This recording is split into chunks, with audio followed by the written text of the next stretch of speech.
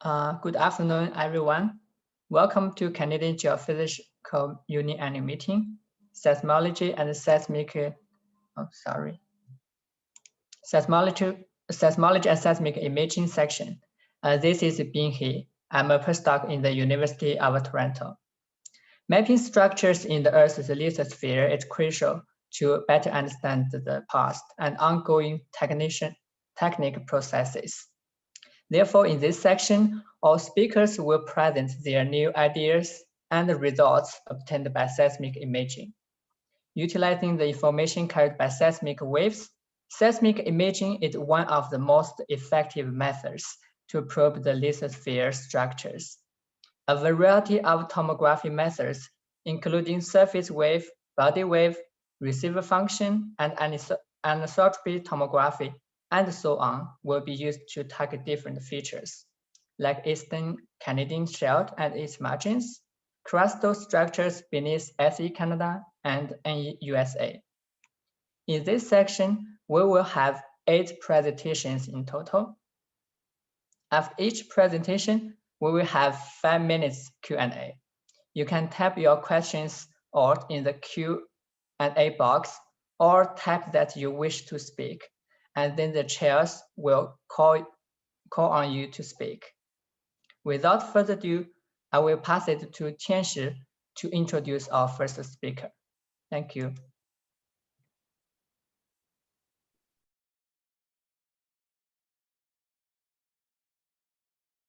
Okay, so we are happy to have our first speaker, Fiona Darbyshire, and the topic is shear wave splitting, surface wave tomography, tectonics and geodynamics, exploring the anisotropy of the Eastern Canadian Shield and its margins. Fiona, you can go ahead to share your screen. Okay, thanks very much. I'll just do my screen sharing then.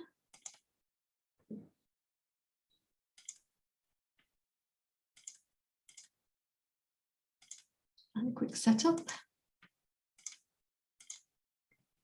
Okay, so I'm going to be giving an overview of some of the things that we know so far about the anisotropy in Eastern Canada, and also to see if we can relate those measurements of anisotropy to potential sources such as lithospheric or sublithospheric sources. And I'd like to acknowledge the contributions of my principal collaborators, whose work you'll be seeing in various parts of this presentation, as well as numerous unnamed authors who contributed to the full shear wave splitting database.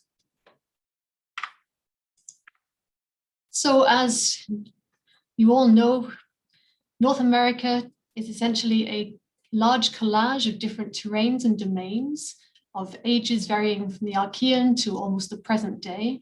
It's basically preserving about 4 billion years of tectonic history. So this map here is one of the classic ones from the literature, showing the distribution of different domains of different ages.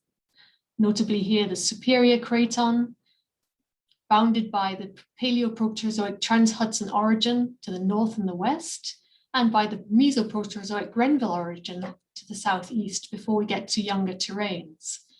And I'm going to be concentrating generally on the Superior, Trans-Hudson, parts of the Churchill province, the Grenville, and parts of the Appalachians. And of course, an overview map like this doesn't tell the whole story, because each of these cratons can further be subdivided into different domains, terrains, and sub-provinces. And so the real picture is rather more complex.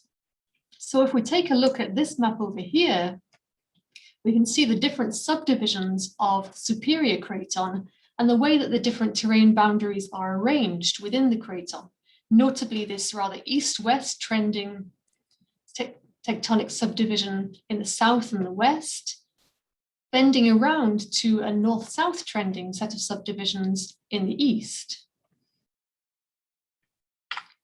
So when we think about North American seismic anisotropy, what we want to do first of all, of course, is to measure it, but then we've got to think about what are the sources of that seismic anisotropy and how can we figure out which ones are principal contributors and which ones are minor. So there's different possibilities that we can look into for the source of seismic anisotropy. Within the lithosphere, we can think about mineral alignments preserved or frozen related to past lithospheric deformation. And that's very often manifest in the main strikes of tectonic boundaries and tectonic systems, like this satellite image of the Appalachians that shows the main trends within that mountain belt. Further down, we can think about what's going on in a plate tectonic sense, notably whether we can set up seismic anisotropy via basal drag, where we're thinking about moving the tectonic plate above a weak but essentially passive asthenosphere. And then what happens if we have an actively flowing mantle, so thinking about the patterns of mantle convection that we can see, for example, here, and trying to tease out which of those sources is important is going to be the main focus of this talk. In terms of our diagnostics, in other words, our measures of anisotropy, we can use shear wave splitting, which is very much a classic technique and it's been applied to Eastern Canada for at least the last 30 or 40 years, where a shear wave, when it enters an anisotropic medium, splits into two, with one being oriented along the direction of anisotropy and traveling at a faster speed than the other, which is polarized in an orthogonal direction. We can also get anisotropy by using surface wave tomography, where we put together maps of velocity structure and azimuthal anisotropy using different measures of surface wave dispersion. So let's take a look at what anisotropy measurements we have available to us for the study area. The first set is the compilation of shear wave splitting measurements. So this is the full set that's available in the literature for Eastern North America. It's conveniently located on an IRIS-based database. Obviously, this is a culmination of 30 or 40 years work by multiple authors. And I've added in here a set of red measurements here, which are some unpublished results that I'm still working on. The background to this map is a set of the tectonic domains for Eastern Canada based on lithoprobe surveys and compilations, showing the tectonic subdivisions of the various different provinces. Of course, you'll notice that there's a large disparity between the locations of those measurements, with an enormous number of stations and therefore measurements in the south, particularly in the US, thanks to the transportable array. Rather more sparse in most of Canada. There's a lot of regions where we don't have stations and therefore cannot measure the anisotropy. So I'm going to look at some of these regions in turn to figure out what can we say initially from just looking at these shear wave splits. So we can see that the length of the bar is proportional to the amount of anisotropy, which is characterized by a delay time between the fast and slow wave. And the orientation of these bars represents the orientation of the seismic anisotropy. So when we look at the superior craton, we can see some subdivisions here. In the west, we have very large splits, well over a second, which generally means that we either have very strong anisotropy or a thick anisotropic layer or some combination of the two. The central superior were generally characterized by smaller splits, very little that's over 1 second. And then in the east, we move again to moderate to large splits, typically over 1 second. And what you'll notice here is that most of the splits are oriented in an east, northeast, west, southwest to east, southeast, west, northwest direction, with a few exceptions here and there. When we go to the north, we again see moderate to large splits, typically in excess of a second. What we can see here, which is really quite interesting, is the amount of short wavelength variation.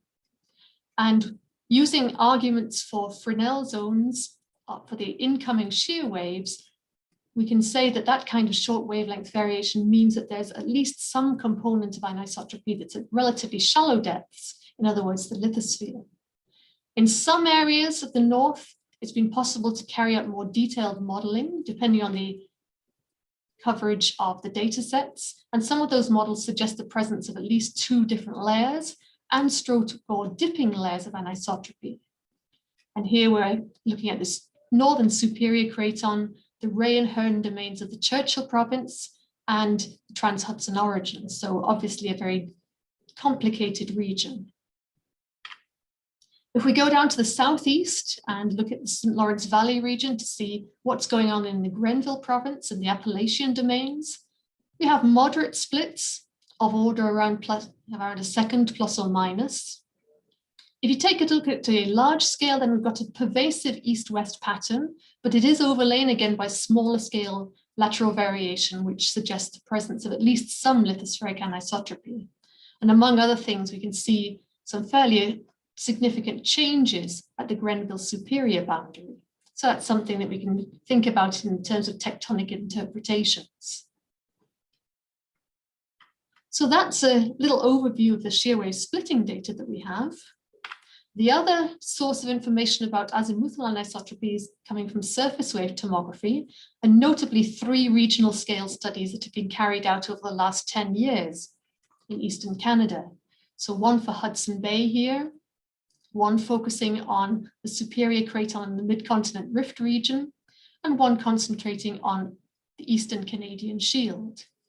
And in each case, I've shown a typical map from those studies, where the color scale background here is the isotropic variation in surface wave phase velocity with respect to a regional average, with the blue colors being faster than average and the red being slower than average. But what we're concentrating on here for this talk are these green bars here, which show the directions for the azimuthal anisotropy. Now with the phase velocity maps, they're not directly expressed in terms of depth. It's all done with respect to the surface wave period.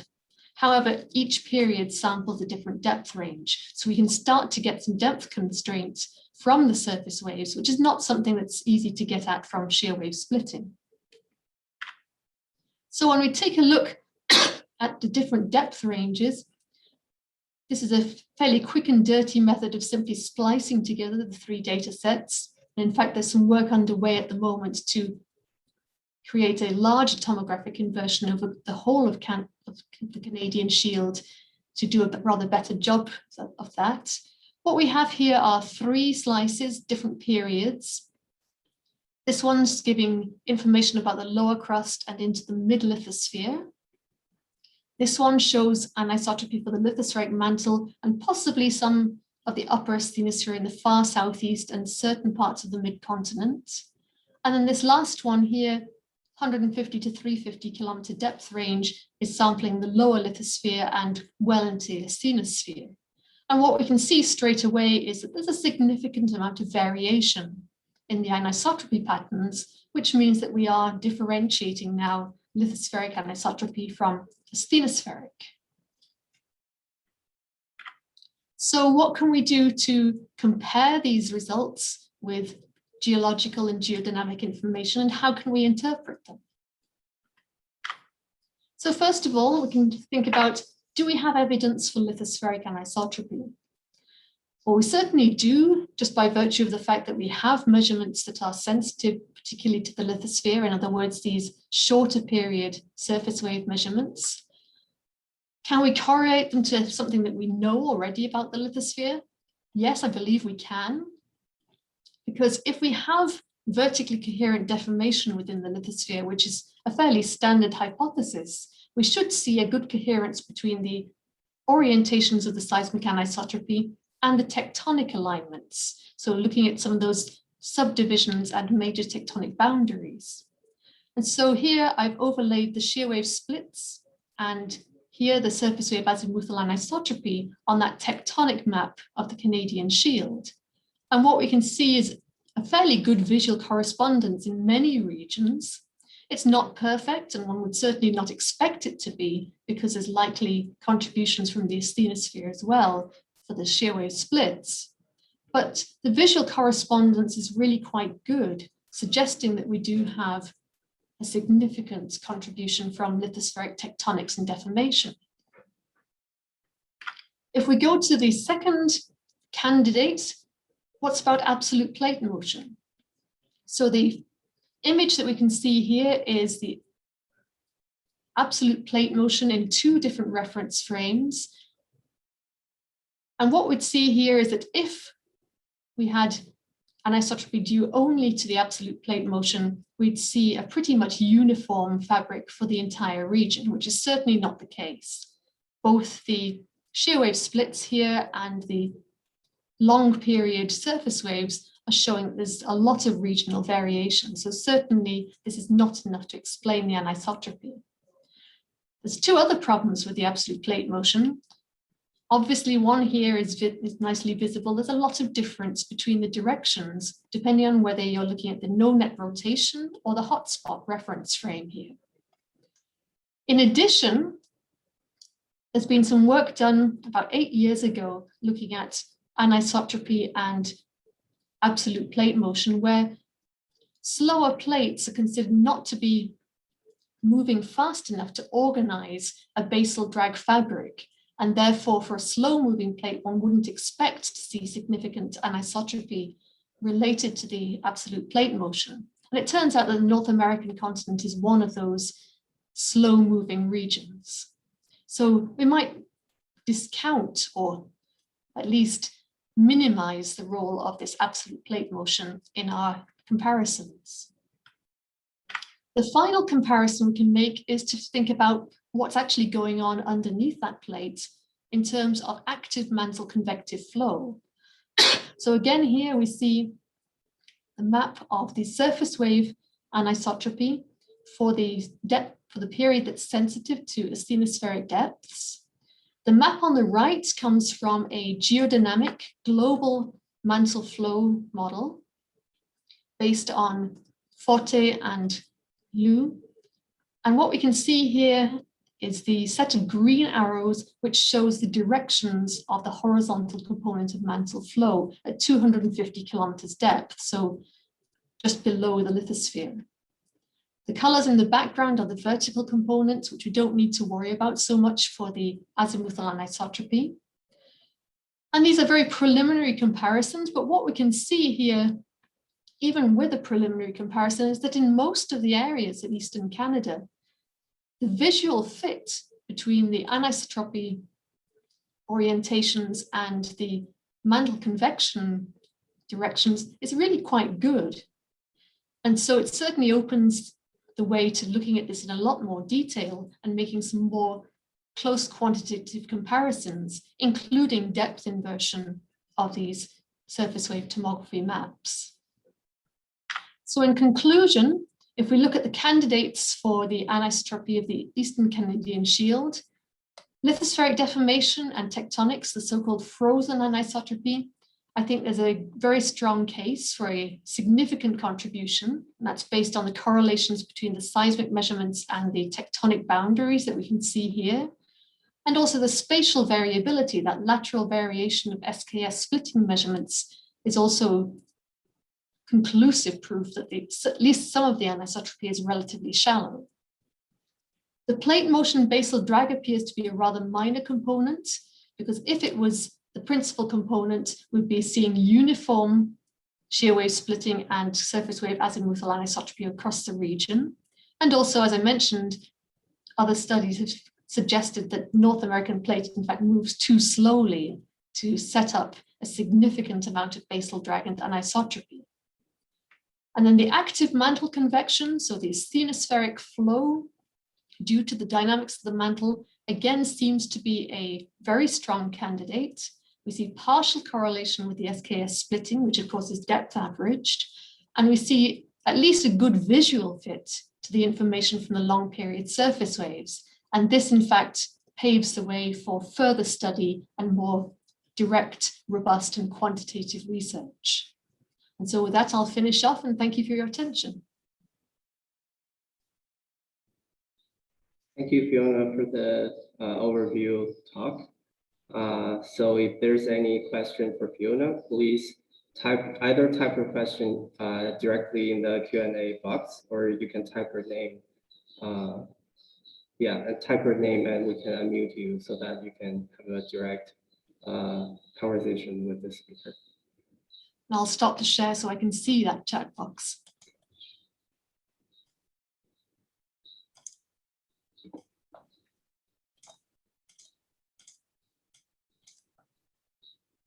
So while other people are typing along, I guess, yeah, we get one question. The question is there evidence of multiple layers of anisotropy in the shear wave splitting, such as a lithosphere layering overlaying a stenosphere, or multiple layers in the lithosphere? The short answer to that question is yes. There have been a number of studies carried out in certain parts of Canada where there was enough azimuthal coverage in those measurements to allow for that kind of analysis to be made. It's not the easiest thing to do because you do need the full azimuthal coverage. However, where it's been done, there has been quite a lot of good evidence for multiple anisotropic layers. So significant variations. Some places, the models suggest the presence of dipping layers. So certainly, even with the limitations of the SKS method, we can deduce that there are structural complexities like at least two anisotropic layers and stroke or dipping layers.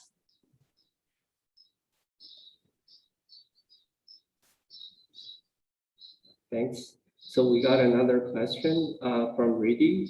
Hi, Fiona, great talk. You mentioned slow and fast moving place. Do you know what are the rates demarcating the slow from the fast moving place? Right, not off the top of my head, but I have the paper on my computer, so I'll have to look that up.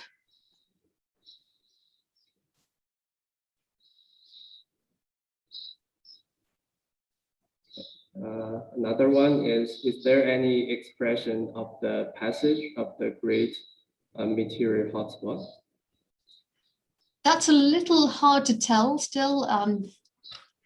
From what I saw from some of the surface wave results, there does seem to be a change in the nature of the anisotropy in the part to the Superior and Grenville through which the great meteor hotspot is said to have traveled. So that's something that we'll have to look into in a bit more detail, but there seems to be something going on.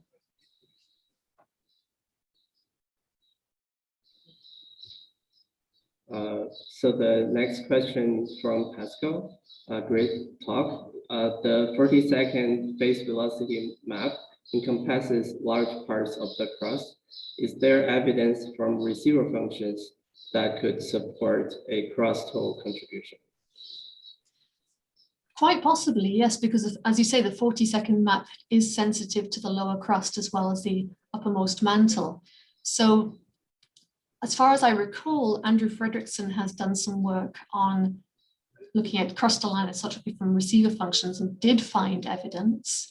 So yes, indeed. And it would be quite interesting one of these days to try and look at this in a joint fashion. So surface wave dispersion plus receiver functions and see if the results are fully coherent.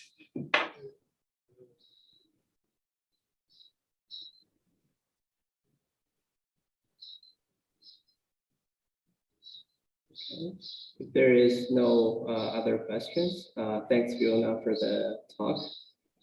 Thanks very much. Yeah, we should move on to the next speaker. The next speaker is Omid Bagherpur Mojaver. The topic is crustal structure beneath Southeast Canada and the Northeast USA from ambient seismic noise. Thank you very much. Yeah. Thank you very much for the introduction. I'm going to do my screen sharing now.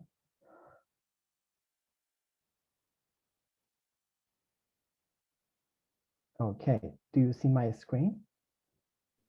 Yep. Go ahead. Okay, great.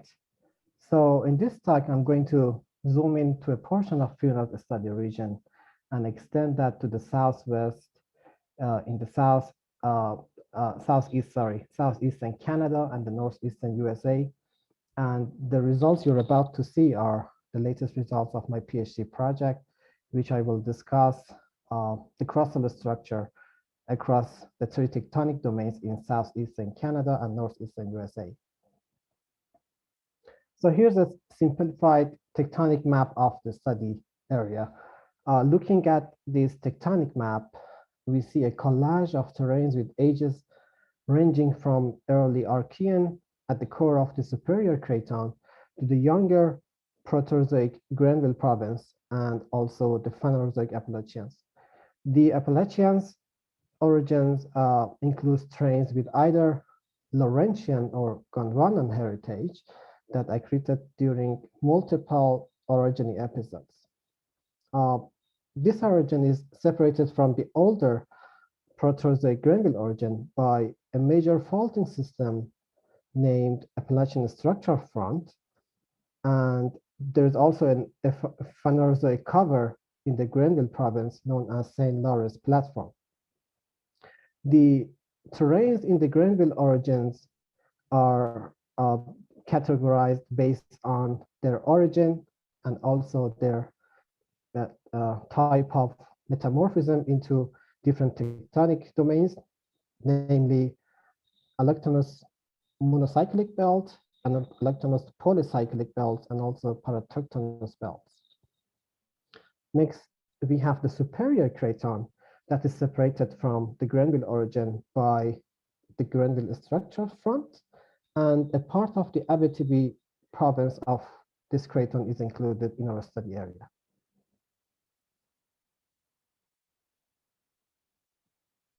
Okay, so the data we had available for the study area to build a high resolution tomography model covering the cross-dal depths are from 2013 to 2015. That would provide enough broadband seismic data coverage that is required to obtain high resolution models. The data we use in this study are recorded by 69 broadband seismic stations belonging to 6 different networks that recorded data from August 2013 to November 2015. So it's about 2 years and 3 months of data. And different networks in these maps are shown by different symbols and colors, as you can see. The tomography method we use to obtain phase velocity maps sensitive to cross-dal and sub-MOHO depths is called seismic ambient noise tomography. It's a passive seismic method that has been successfully used since 2005, and it requires long duration seismic ambient noise data. In this method, we cross-correlate the noise data between pairs of stations to isolate the waveform that samples the path between the two stations. If we stack the noise cross-correlation functions, we see a special dispersive waveform emerge that is known as empirical green functions.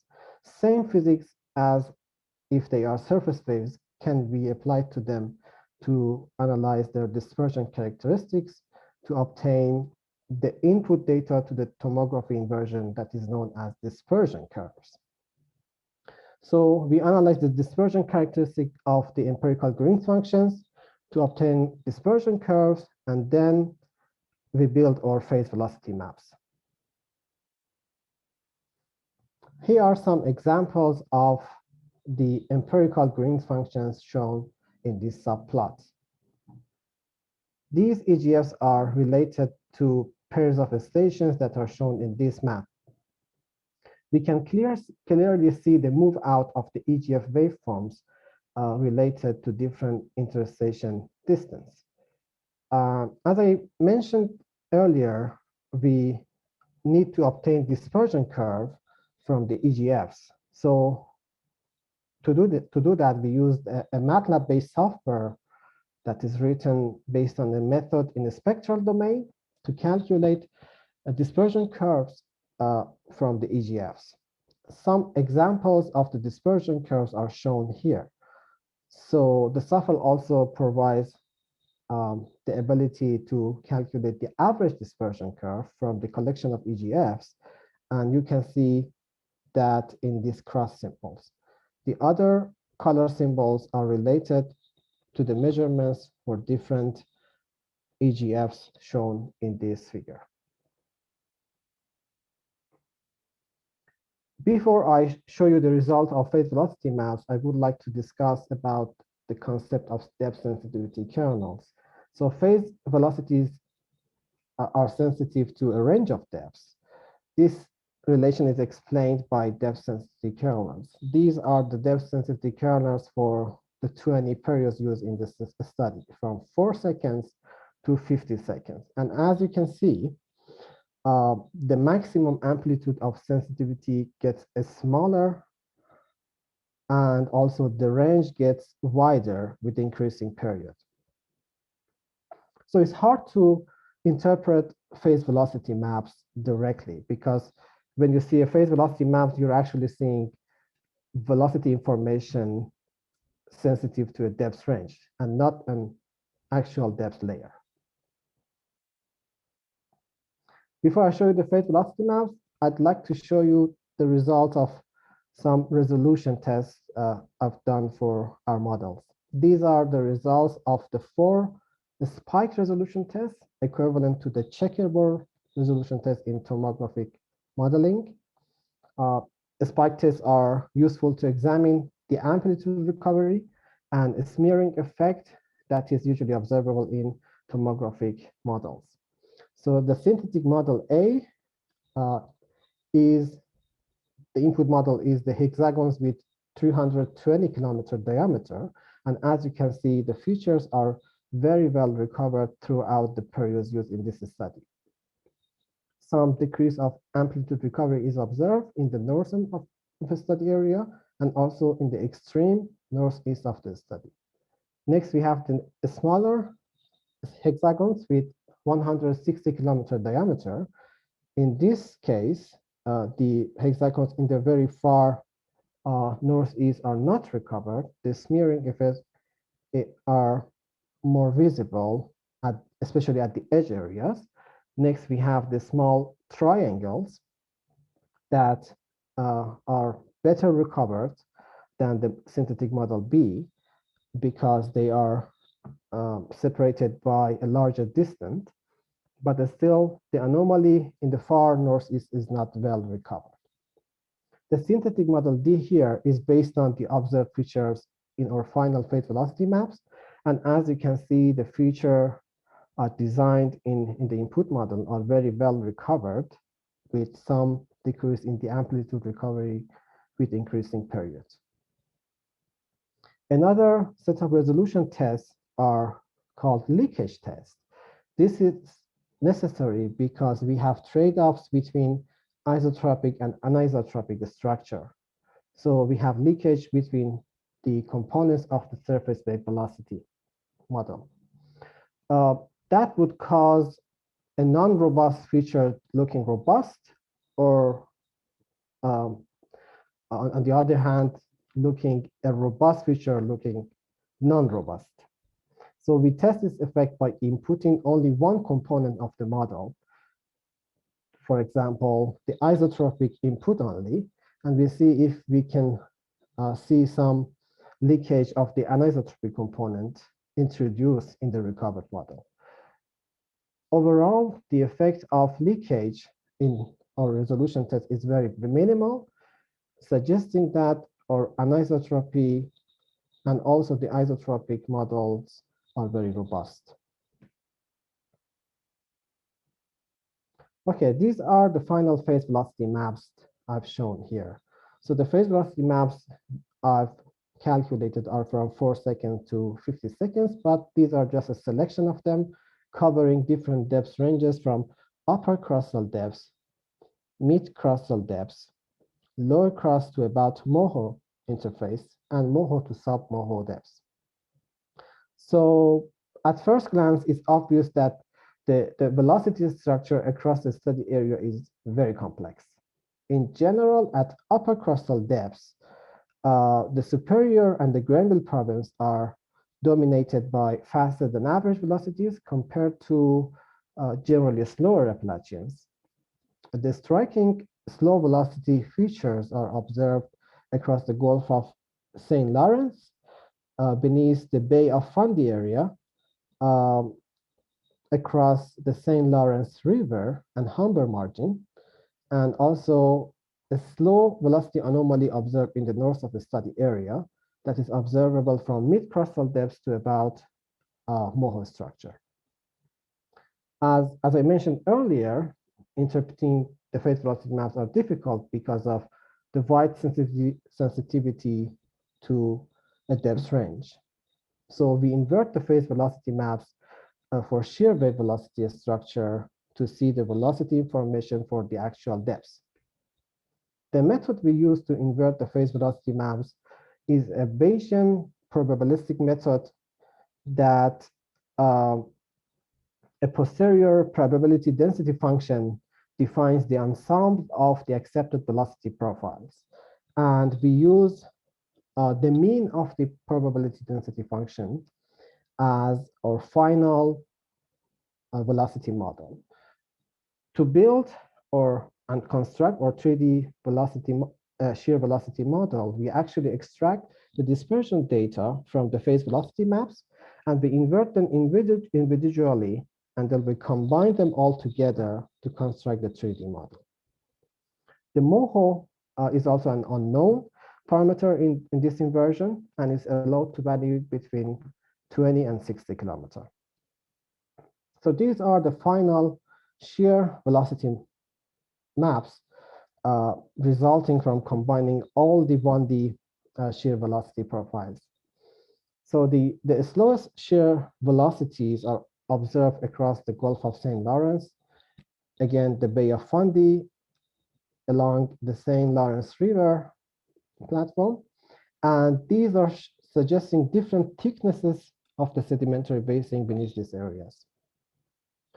Overall, we can see systematic variation of seismic velocities for different tectonic domains. And another striking observation is that we see variation of relative thickness for the upper cross and lower cross velocities across the study area. So to obtain the MOHO depth maps, we defined a proxy in which that we calculated the average typical cross velocities and also the average typical mantle velocities, and we chose the 85% increase toward the mantle velocities as a proxy to infer the MOHO depths. As you can see, MOHO depth is very variable in our study area, varying from 30 kilometers in Gulf of Maine and St. Lawrence, Gulf of St. Lawrence, to maximum of more than 50 kilometers in northern of a study area. To gain more perspective, I also made some cross sections. And as you can see, these cross sections cross-cut different tectonic domains. So for example, the cross section A is showing a U-shaped sedimentary basin in the Gulf of St. Lawrence that I interpret the maximum sedimentary thickness over here, about 10 kilometers, centered at about Prince Edward Island. Then we have other sedimentary basins in the Bay of Fundy that results from the orogel perpendicular rifting that occurred during the Jurassic times. And the sedimentary basin resulting from that event is about 3 to 4 kilometers. In the St. Lawrence River, sedimentary thickness is likely to be about 6 kilometers. And as you can see, the relative variation of the thickness of the layers of the upper crust and lower crust is very variable across the study area. This is quite visible, especially in the cross sections D, E, and C. And as you can see, for example, when we also enter into the Gulf of Maine area, we see a step of MOHO, much shallower MOHO, suddenly happening over here. The lines you see in these cross sections are the proxies for the MOHO. The bottom line are the MOHO from the 85% increase from the typical cross velocities, and the line in above is from the value of 50% increase. So the difference between these two lines can be attributed to a gradual or sharp MOHO interface. And as you can see, for example, these two lines over here are very close to each other. So perhaps we have a sharp MOHO interface beneath the Gulf of Maine area. So in conclusion, we have very complex 3D structure observed in the study area. We observe systematic differences of seismic velocities and different relative thickness of upper crust and lower crust across different tectonic domains. We can attribute these observations to the geometry of the terrains, crustal extension and compression events, and also variation in crust composition. The sedimentary basins in the study area, the thickness of them are very variable, varying from 10 kilometers in Gulf of St. Lawrence, 6 kilometers beneath the St. Lawrence River, and 3 to 4 kilometers beneath the Bay of Fundy. As I showed earlier, MOHO depth maps also show very variable MOHO depths varying from about 30 kilometers to a maximum of more than 50 kilometers in the Guerenville. Thank you very much.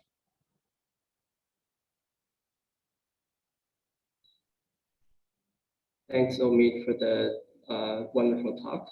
So we have one question now.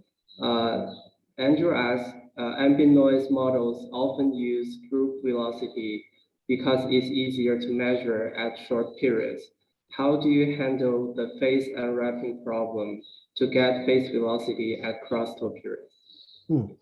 So to handle that issue, actually, I divided my study region into different sub-regions, and I calculated different average dispersion curves. So when I was measuring, I was picking the dispersion curve in the program, I was inputting different average dispersion curves. And based on those average curves, I was able to figure out which phase velocities are accurate. So that was the only solution that came to my mind during the dispersion picking process, having multiple average dispersion curves.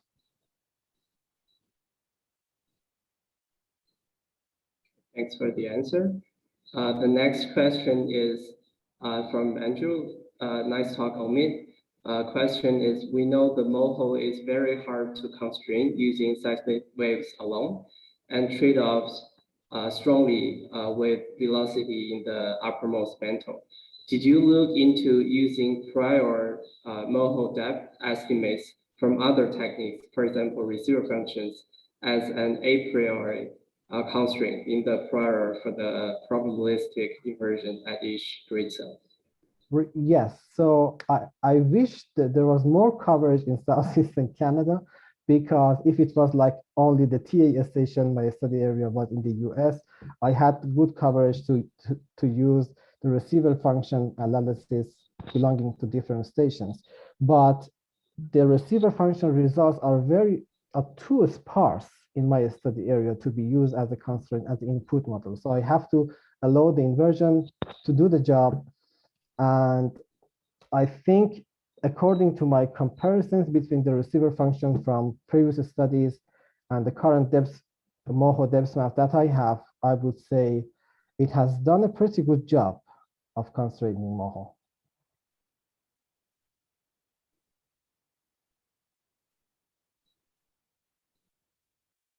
Okay, so the next question is, thanks for your talk. Did you obtain any uncertainty estimate for your model? Can you comment on sediments with velocity larger than 3.2 kilometers per second? What method did you use for the tomographic inversion? So for the uncertainty estimates, if you're talking about the uncertainty associated with the phase velocities, unfortunately, during the dispersion picking process, the program doesn't do any error analysis. So the way we should account for that is to assign some artificial errors. And then I did some statistical analysis, and I assigned larger errors to the EGFs that have smaller signal to noise ratio, because we think that, okay, if the EGF is higher quality, a lower error should be assigned to them, right? So I did something like that, not something more fancy. And for the shear wave velocity inversion, because it's a probabilistic inversion, it accounts for our sensitivity to some degree, because it has to output the models, thousands of models or even millions, in such that the models fit in the ensembles of the assigned artificial errors. That's all we can do. Okay, thanks for the answer, Omid. Unfortunately, we don't have time for further questions, so we have to move to the next speaker. Clément, would you like to take over and introduce the next presentation? Yes, for sure. So next speaker is Riddhi Dave from the Université du Québec à Montréal. She'll be presenting thermochemical structure of the lithosphere in upper mantle beneath superior craton, results from multi-observable probabilistic inversion. Thank you so much, Clément. That's a mouthful, I know, the title. Let me start with the screen share.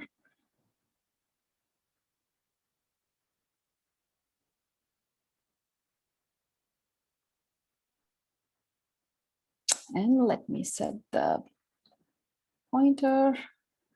I hope you can see the pointer as well.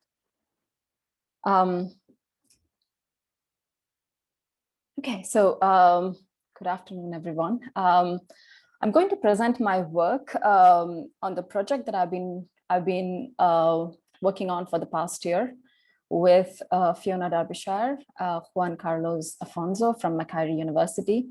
And the project is partly funded by De Beers Group.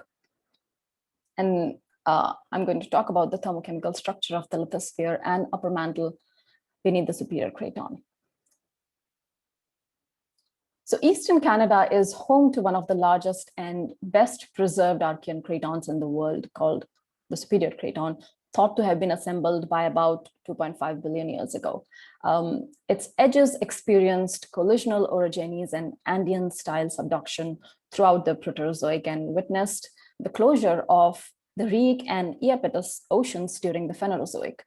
Now, the Trans-Hudson orogenic belt marks the destruction of what was likely a greater than 5,000 kilometers wide ocean. Prior to this terminal collision, oceanic arcs and continental fragments were accreted to the craton margins. During the collision, the lobate shape of the indenter, or the superior craton shape, formed an orogenic template that, along with the smaller Sask craton, exerted a persistent influence on the tectonic evolution of the region, resulting in anomalous preservation of juvenile Proterozoic crust. So Eastern Canada thus provides an excellent opportunity to gain fundamental insights about the tectonic processes that formed the cratonic mantle and subsequently modified it. So starting with a very interesting problem, detailed knowledge of the thermal and compositional structure of the mantle, of the upper mantle, is a key factor in modulating or controlling surface processes. And yet, reliable estimates of the 3D temperature distribution and compositional structure beneath the continents are very difficult to obtain and are also surrounded by methodological controversy. This leaves us with such questions. How can we obtain reliable models of the first order thermochemical structure of the lithosphere? To what extent are these different tectonic models and processes actually supported or required by independent geophysical, geological, and geochemical evidence? And how can we combine the multiple observations with complementary sensitivities into a thermodynamically and internally consistent framework? And the answer to all this is a multi-observable probabilistic inversion method, particularly designed for high-resolution thermal and compositional mapping of the lithosphere and sublithospheric upper mantle that circumvents the problems associated with traditional inversion methods. So there are two main sources of information available to constrain the present day physical state and chemical composition of the Earth's lithosphere and sublithospheric upper mantle.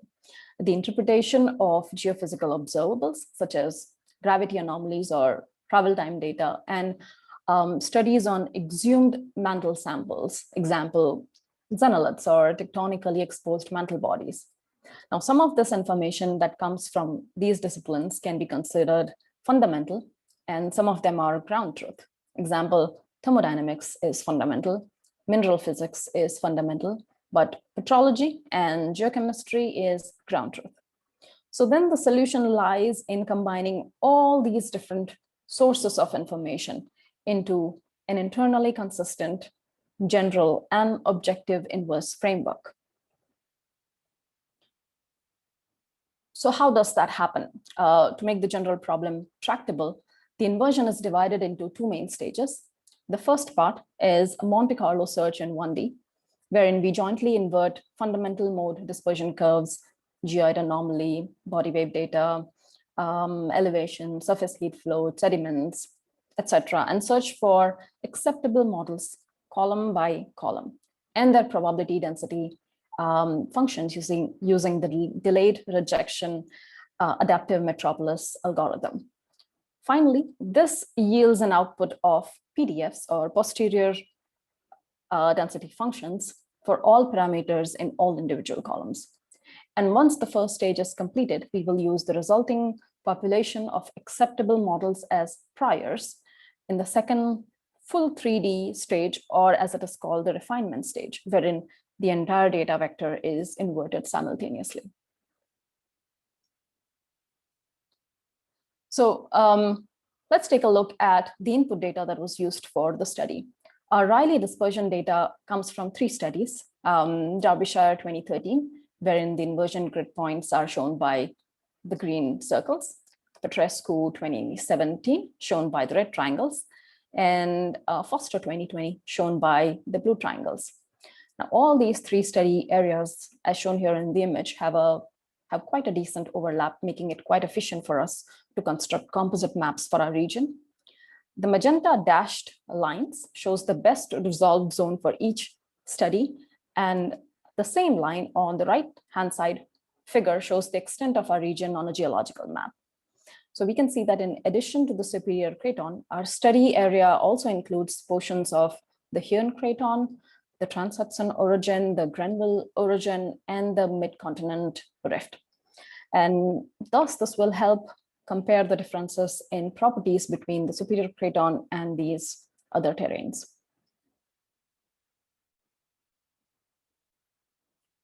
Oops, sorry. Now here I'm showing the composite phase velocity maps at 16 periods, ranging from the shortest 20 seconds all the way till 220 seconds.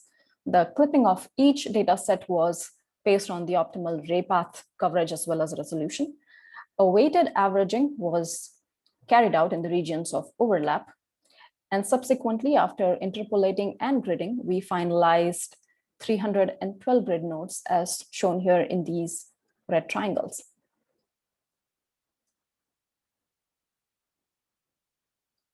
The other input data are surface observables, such as absolute elevation. The geoid height data are taken from EGM 2008. The input sedimentary thickness is taken from Crust 1.0 model. The surface heat flow measurements comes from a compilation by Marashall and collaborators. It's actually quite sparsely distributed in the southern area of the study region. And the crustal thickness of is constrained by a number of studies, while also being allowed to vary plus to minus 5 kilometers from the starting model. Other geophysical inputs include body wave data from Boyce et al. 2019, as well as the global tomography model GYPSUM by Simmons et al. 2010. Now, our first phase of testing was done based on the location of mantle xenoliths. Mantle xenoliths can be used to derive the compositional and paleothermal structure and thus play a very critical part in constraining deep lithospheric features. So here I have the tectonic map of the region with known kimberlites. Kimberlites, which preferentially sample stable cratonic areas, are the most prolific sources of mantle xenoliths. And this is a side-by-side comparison of the grid nodes in our region and the map with kimberlite clusters. And all the blue nodes that you see are situated on known kimberlite clusters. And thus they formed our preferred nodes for testing due to this additional constraint. So let's take a look, starting with the 1D output for one of the grid node, column number 55, as shown here in this inset. Now, the forward problem, which involves solving the steady state heat transfer equation, computes the stable mineral assemblages in the upper mantle, as well as seismic velocities, Vs, Vp, via Gibbs free energy minimization. It also defines the base of the lithosphere from the isotherm, calculates the fundamental mode Rayleigh wave dispersion curves, and predicts surface observables such as elevation, geoid height. We see here an example of joint data fit for Rayleigh dispersion curve, elevation, geoid height at location 55. We also see an example of LAB depth, which is purely an output of the inversion with no a priori data for the same location. The blue histograms are posterior PDFs, and the red lines are Gaussian distributions fitted to the posterior PDFs. So next we are going to see comparisons, a couple of comparisons between the observed and predicted data, as well as their absolute difference. Here we see it for geoid, topography, and surface heat flow. Now, the fit to dispersion data remains well within uncertainties in most of the study area. Both the predicted geoid and elevation fit closely with the observed values within their assigned uncertainties. And the predicted surface heat flow data shows an average of approximately about 40 milliwatts per meter square. And the differences between the observed and the predicted are within the assumed uncertainty of plus to minus 15 milliwatts per meter square. Here we see a comparison again between the observed and predicted data, as well as their absolute difference for Rayleigh phase velocities for 3 periods, 30 seconds, 80 seconds, and 140 seconds. And for all the 3 periods, we can see that the patterns of anomalies are very well reproduced across the entire region, with the fit remaining very well within the uncertainties. So this brings me to the next part, which was our bid to constrain the mid-lithosphere discontinuity in the region. Now this had us examining past studies, specifically on Hudson Bay, which is a large inland sea that masks a significant proportion of the Trans-Hudson origin. Now, the Trans-Hudson origin, which was formed due to a collision between 2 cratons, Superior and Western Churchill cratons, the Trans-Hudson origin is proposed to have been a tectonic event of similar spatial extent and deformation rate to the Himalayan Tibetan Karakoram origin of Asia. Seismic tomographic studies in the region reveal high wave speeds structures, most likely associated with compositionally distinct, highly depleted mantle signatures of the cores of the Archean, Superior, and Churchill cratons, while the lower wave speed material between them may be younger, less depleted Proterozoic lithosphere that was trapped during the final collisional stages. Post-collision, the loss of subducted slab and lithospheric basal accretion and or reworking of existing lower lithosphere resulted in the formation of a new, deeper LAB and an accretion of layer 2 lithosphere, whose architecture is interpreted to be a relic of the Trans-Hudson origin tectonic processes. Now, this is also evidenced from seismic anisotropy studies. So this helped us decide essential constraints regarding MLD depths and LAB depths. The highlighted region in the second figure shows grid nodes wherein the inversions were run with a deeper with a deeper MLD.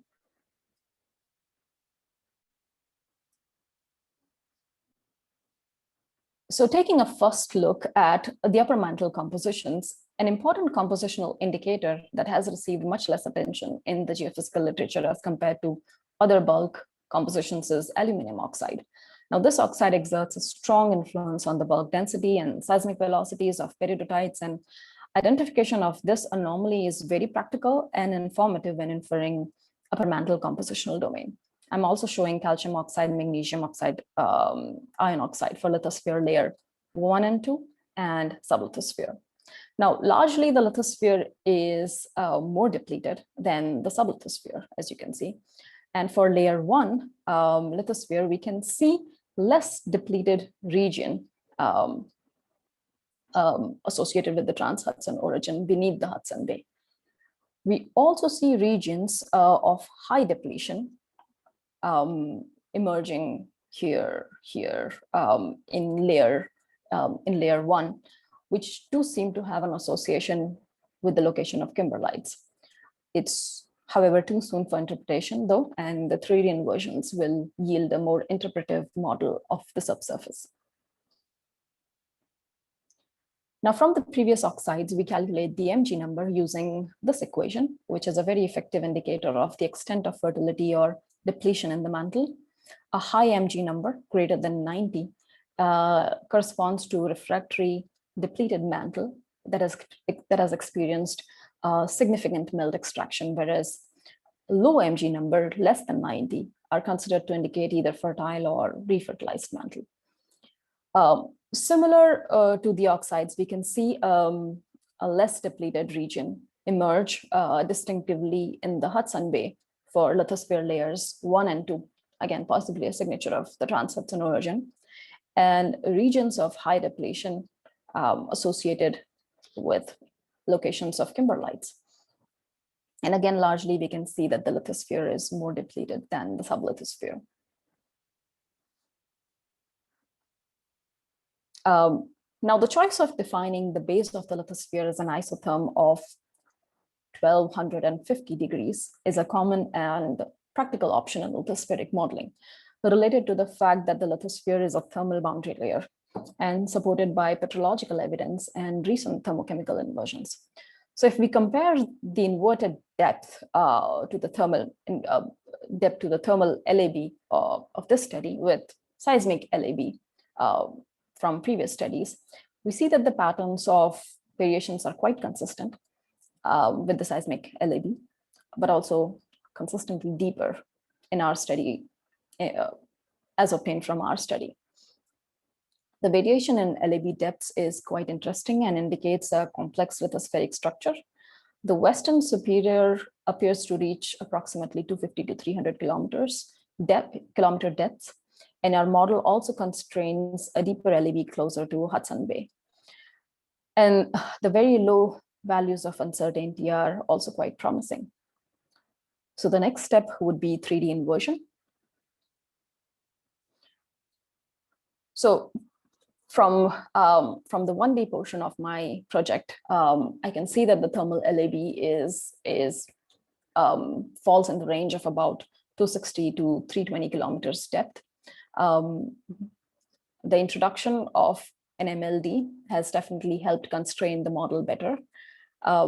We see that the cratonic lithosphere is also highly depleted.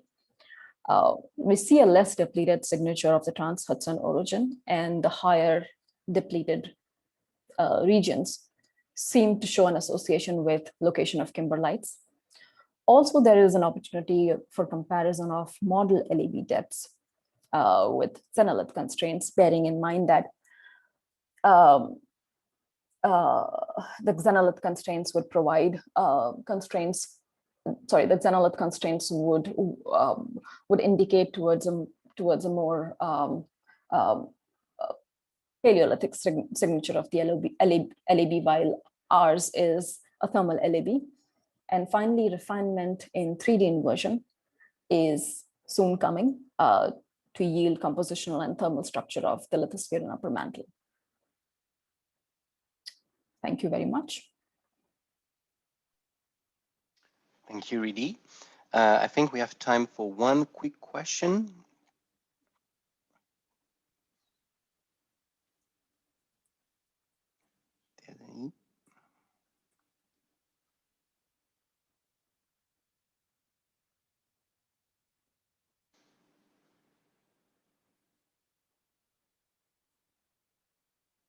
some reason I was not able to ask.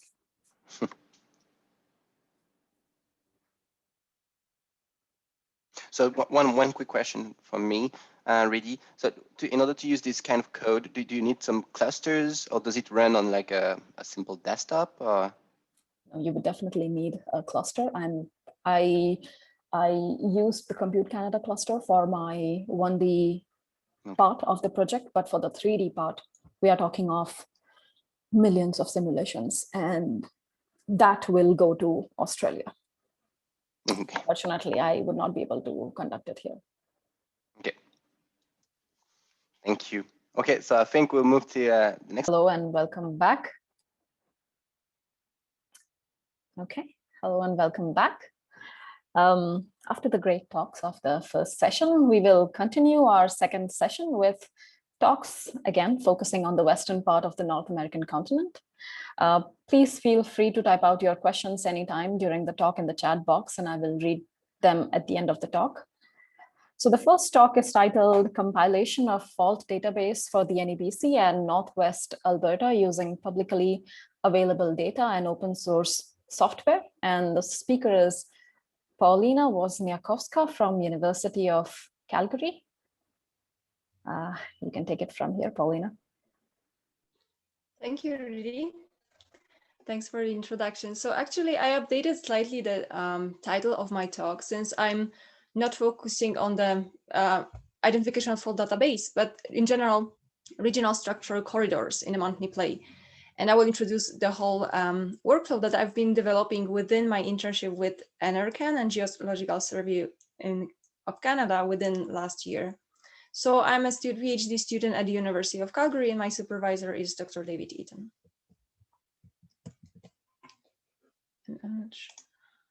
I'm not sure why. Okay, it works. So in terms of outline, I will briefly introduce a problem of induced seismicity versus the fault structure, so how they tie together.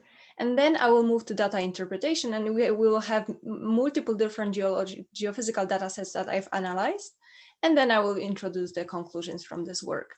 So I wanted to start with the idea that we tend to see the association with hydraulic fracturing between the induced seismicity and hydraulic fracturing. And we can see that those clusters of induced seismicity that we observe are strongly localized. So on the map on the left, I'm showing the different clusters of induced seismicity that are either related to hydraulic fracturing or they come from the quarry blast and so on. So for here we have, for example, the clusters of the Duvernay production field, as well as like Horn River Basin or some quarry blast. And here I wanted to show that those clusters that are marked with the red dots tend to cluster within British Columbia province in terms of the Montney production. So anything that is related with the hydraulic fracturing in Montney play tends to concentrate only within British Columbia boundary. So that was pretty interesting to see. And just, I forgot to mention that those black dots correspond to the hydraulic fracturing wells in Montney. So we can see that there is no seismicity from hydraulic fracturing in Montney, despite the high amount of hydraulic fracturing wells here.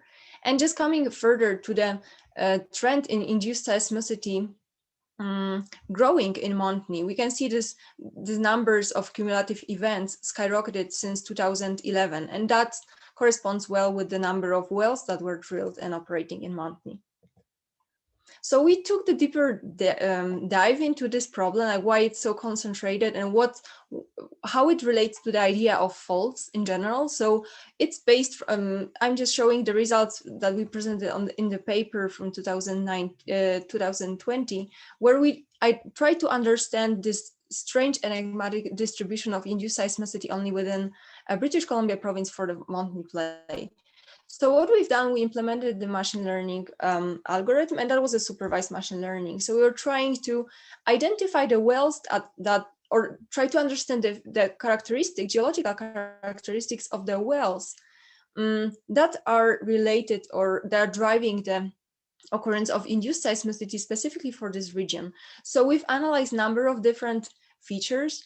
And here I wanted to mention that in general, we know that induced seismicity risk is tightly related to the pre-existing faults, and then which can be reactivated during hydraulic fracturing or saltwater disposal. So this is commonly understood. So we got some strange results because from the feature importance analysis that we've done, which basically indicates which features were important in terms of causing earthquakes in our case, because we were calculating seismogenic potential for this play.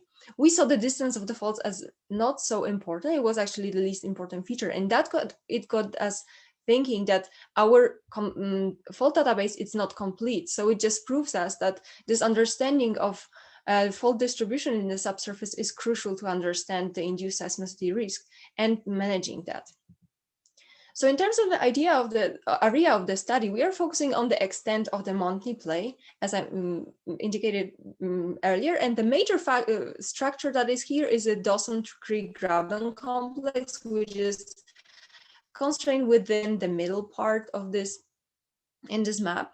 So in general, the Dawson Creek Graben complex formed in Carboniferous. However, it stayed active or was reactivated also during Permian-Triassic times, when it kind of changed into or transformed into Peace River Arch. And then we have also observed some proofs that some of those structures appear to be even active in later formations. So for example, for Cretaceous, we've seen some proofs that they were reactivated even later. So the problem with those current databases of the faults is the ambiguity. So we have multiple different data sets. I've seen many. Here I'm showing only 2 that appear to be the most complete. And we can see that they don't overlap spatially. They are not clear, especially for example, for the Gordonay fault. We can see that those shape outlet faults, they are not able, they don't help us to see the general structure of the grabens and Dawson Creek Graben complex. So I thought that it's really important to take a look into some additional data that we can use and trying to understand this better. So we took a look, for example, for potential data first, and what we've seen, like in general, we concluded that the resolution of the data is not high enough for us to try to resolve those local structures. However, even from the potential data, from magnetic data, we can see, for example, major features like Hay River fault zone, or what was interesting, some faults like Dunvegan faults or Tangent fault, which I will talk about later. And also we can see from this map, we can also infer some or identify some magnetic domains, which was also really interesting.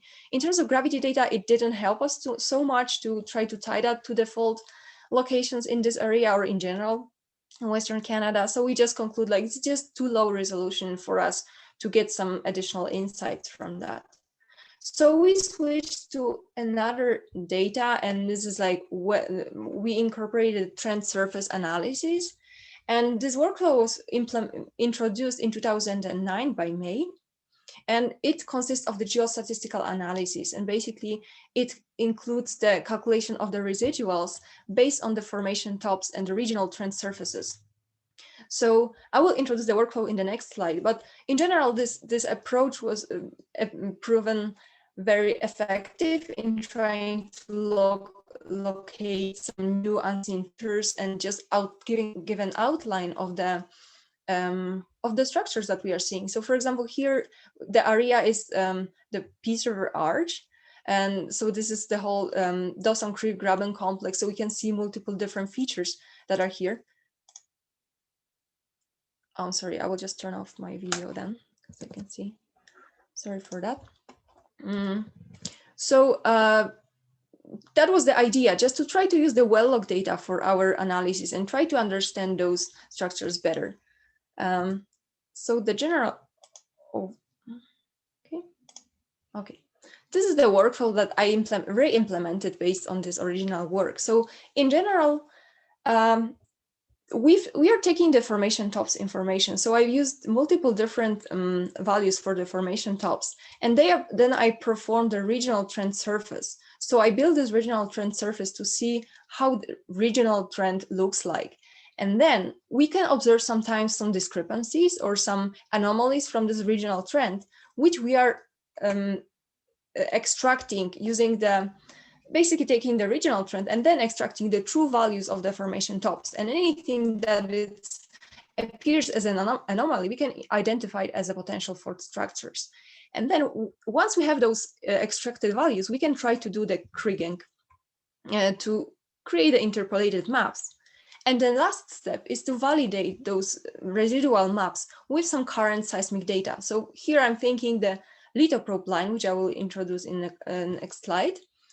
So here we can see just an example, I will show it later, but the residual example and how it can be tied to the existing fault seismic data, because we can see that some structures tend to cut through the lithoprobe lines. So it's good chance to combine those. Here I'm just showing the general map for the whole area of the study that we've seen. And I'm showing, I can see, okay. So the names of the formations are written here, but you cannot see that. However, you can go through the latest formation up to the newest. So this is Devonian. So we can see that some structures form really in this later, for like older formations, so Wabamun and Dibold and Permian. Then though some of those features tend to diminish. So it's nice overview in trying to maybe track how the development of the structures in this area. Here I wanted to introduce the idea of the structural corridors, because we decided that identifying the faults itself, like single faults, it's not enough, because we tend to we think that fault geometry is much more complex. So very often we have some segmented set of faults. So we are considering the multiple parallel fault strands instead of single faults and trying to map only single features. So it's also based on the idea that some features formed in the older formations, like during Wabamun, so during Devonian times, but then they were reactivated. And it's very nicely seen on some examples from the literature and also from seismic. So here I'm showing the example from the lithoprobe line profile, that we can see that we have multiple set of faults. It's not a single feature. And similarly to, there is an example from Monaya structural corridor. So structural corridor idea was introduced by us, but it just describes this idea of multiple set of faults instead of single features. So in terms of the seismic data, I was using this lithoprobe line, which was recorded in 1994 and is a part of the PRAISE subset experiment. And I focus only on those lines within the red square. This is an example of this is the longest line, actually 12 within this data set. So I use that as to show you how we can use those kind of pretty old data sets, but I was able to do the basic interpretation to interpret the horizons and also to interpret the main fault structures, and also try to understand this development of and also elements, so some horsts and grabens within the area of the study that were identified by other studies. One thing we've noticed that sometimes we have some artifact in the data, so it's easy to identify if you have some continuous errors that are or trends that are seen on the seismic, so we were discarding those and not interpreting those as a fault. So based on combination of all of that, we developed a map of our structural corridors. That's how we try to put it all together and then overlay to the clearest map, so we can see that on the map of the bolt, which indicates this structure in the most clearly way. And we can use we can use also for like residual maps from other formations, because sometimes for the bolt it was not enough data to try to infer those. So those structural corridors were not so visible. So for example, for the Kyryliuk Puskupe or anything that is within this dashed line, those were not clearly visible on the bolt, but I could see them on some other formation. That's why I tried to unify those to see it better, the whole the area. And also one note that those seismic data helped me to identify the approximate width of those corridors. So I was able to pick the faults, and then based on that, I was able to estimate more or less what's the approximate width of those corridors whenever it was possible. And to see. And also based on those residual maps, we were able to identify the grabens and horst features. So it's presented here. We can see that based on the some previous published maps, we can see that this structure is very complex, and we are in the Forson graben according to this scheme. However, we extended this idea to some other features. So for example, this Heinz-Krieg graben to vegan graben. So it's very clearly visible and it makes it easier to understand maybe the complex nature of this structure. And then the last step, I wanted to mention, tie that to the idea of induced seismicity. So there is just the overview map of all the seismic catalogs that I was compiling for this study. And here we are just focusing on this small red part, which is the high quality catalog that we have for this area of the study. And it's shown in the map here. I overlaid those with the structural corridors, and we can see that it tends to correlate well. Like majority of this seismicity that we can see, it's within the structural corridors. And I just wanted to mention that these clusters are perhaps, like we were not able to map the structural corridors because there was just not enough data available. So we are not able to say anything about those structures if there are strike slip or we would need some more data to check that in more details, this part. So to conclude, I wanted just to recap that this Dawson-Krieg graben complex is a very complex structure because we have multiple grabens and horsts and also we can see some multiple parallel fault strands.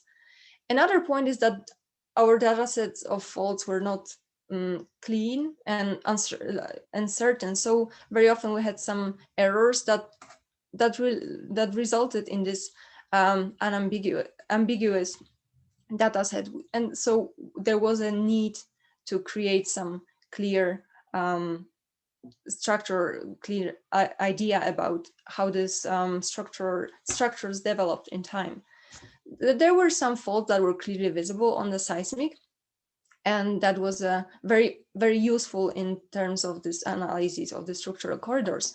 And finally, the trend surface analysis allowed us to check that in more details and really make a good use of data that it's maybe a little bit easier to obtain. So the swell tops information are easy to process, and geostatistical approach helped us to find another source of data wherever we didn't have access to the seismic data.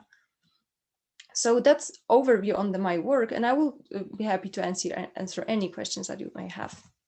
Thank you. Thank you so much, Paulina. That was a great talk. I'm going to wait a couple of minutes for any questions. Well, I have a question. The topic is very new for me, and so my apologies if my question is pretty stupid. But you mentioned about the width of the structural corridors, and I was wondering how exactly did you calculate them? Was that purely from seismic constraints?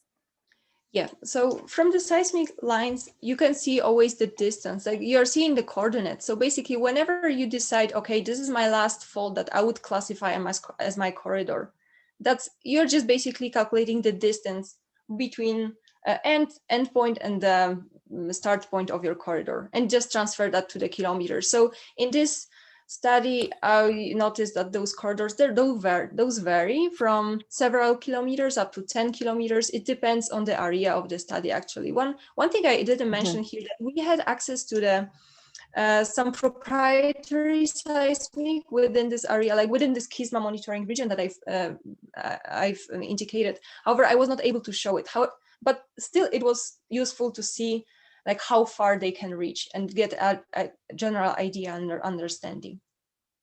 I see. Okay, that's very interesting. Thank you so much. There's one more question from Yajing Liu.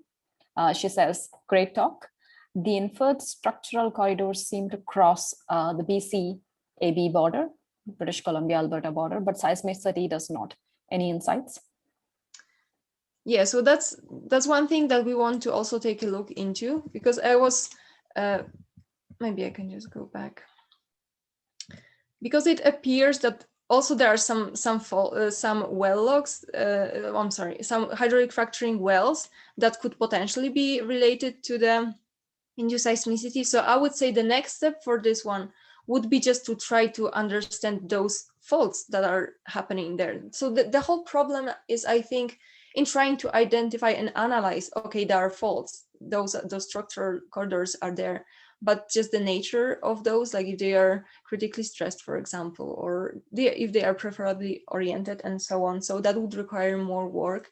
And for sure, it's striking, even based on the idea that but the fact that they introduced earlier, that everything tends to really concentrate on BC border. Maybe it's related also the inner pressure that it's in the formation. So there are more complex factors that could be considered here. Like, I didn't go into the details yet. So this is the next step, try to understand it better.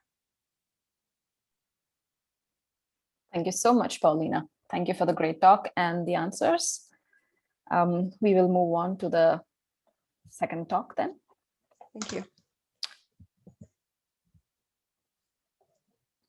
So the title of the second talk is Tectonic. I'm sorry, I think I was muted. So the title of the second talk is Tectonic Fabric Along the Queen Charlotte Margin from Receiver Function Analysis. And the speaker is Taylor Tracey Kyryliuk from University of Ottawa. The floor is yours. Okay. Can you see my screen? Yes. The laser pointer. Yes. Okay, great. Right, yeah. So my name is Taylor, and today I'm presenting the research I've done together with Pascal O'Day, Jeremy Gosselin, and Andrew Schaefer on the tectonic fabric along the Queen Charlotte Margin from receiver function analysis. So to start off, we'll just look at our study area. We're looking at a group of islands known as Haida Gwaii that are off the coast of British Columbia and lying north of Vancouver Island. On the western coast of the islands is the Queen Charlotte Fault, which is normally known as a transform fault, and it is the plate boundary between the Pacific Plate and the North American Plate. And the relative motion of the Pacific Plate to the North American Plate is denoted by this arrow here. And we're also going to be looking at the wider area around Haida Gwaii, so including northern Vancouver, the western mainland British Columbia, and southern Alaska. And historically, this area has undergone subduction, which resulted in a magmatic arc that is now exposed as batholiths, as well as transpression, where we had slivers of continental material known as terrains being displaced over large distances, first to the south and then back northwards, that resulted in shear zones. And the motivation behind why we're studying this area is because between the Pacific Plate and the North American Plate, there's some amount of convergence, around 15 millimeters per year. And the question is, how is this convergence accommodated? And several models have been suggested. The first one being that it is a predominantly strike-slip margin only, so it's just strike-slip along the Queen Charlotte Fault, and the convergence is accommodated by crustal thickening. Another suggested model is that it is strike-slip at the margin, and then a section of the Pacific Plate has detached and is under thrusting orthogonally to the margin. And a third model is that the Pacific Plate is subducting obliquely beneath North America. In 2012, the largest instrumentally recorded earthquake occurred in Canada, and it had a thrusting mechanism, which lends to the subduction hypothesis. And the significance of why it's important to determine if the Pacific Plate is subducting beneath North America is because with subduction comes megathrust earthquakes, which are extremely damaging, as well as the potential for tsunamis, which are also potentially very damaging as well. So the suggestion for where subduction is occurring is just this southern extent here. And the extent of the edge of the Pacific plate has been suggested to be somewhere within this green shaded polygon. So our goal is to analyze scattered wave fields from teleseismic body waves, known as receiver functions, from all seismic stations in the region around Haida Gwaii and look for evidence of dipping structures or anisotropy. So our data set comprises of 75 3-component stations. So that's all these purple upside down triangles on this map here. And we're looking at more stations than any other previous studies of receiver functions in the area. And we're also incorporating new stations that were deployed after the 2012 earthquake. So they should be running long enough now that we have enough data for processing. I'll try to go over the methodology quickly since a previous speaker has already covered this, but we're using receiver functions, which rely on teleseismic waves, which are generated by large distant earthquakes that are far enough away that when the initial P wave arrives beneath the station, it's near vertical and also can be approximated to a plane wave. And that plane wave then interacts with discontinuities beneath the receiver and produces different P to S conversions. And the timing and amplitude of these conversions can give us information about that structure beneath the station. And I'll also note that receiver functions have 2 components, a radial component and a transverse component, which is perpendicular to or orthogonal to the radial component. And for this simple situation we're seeing here, where we have horizontal layers and an isotropic medium, all we're going to get is this radial component, and there should be no energy on the transverse component. So this is what 2 potential receiver functions could look like for the 2 situations that we're concerned with, so dipping layers and anisotropic layers. And so we have a radial component and our transverse component for both, and note for each of these situations that we have a signal on the transverse component. And then we're going to be taking this a step further and doing a harmonic decomposition. So we're going to decompose our receiver functions into back azimuth harmonics, and we're going to have the 5 components. The A component is representing the isotropic part of the receiver function. The B components represent signals that have 1 periodicity or 1 cycle over the back azimuth of our receiver function. And the C components would represent signal with 2 cycles. And as you can see for our 2 examples here, so the dipping layer and plunging anisotropy, we only have 1 cycle over the back azimuth of 360 degrees. So what we want to look at is our B components.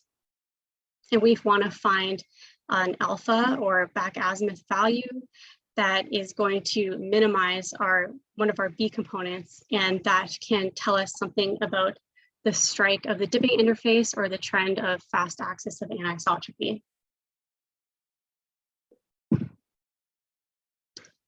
So here's an example of some of our results for one of the stations on the island. So this is station DIB. This plot up here just shows the different earthquakes that we're using.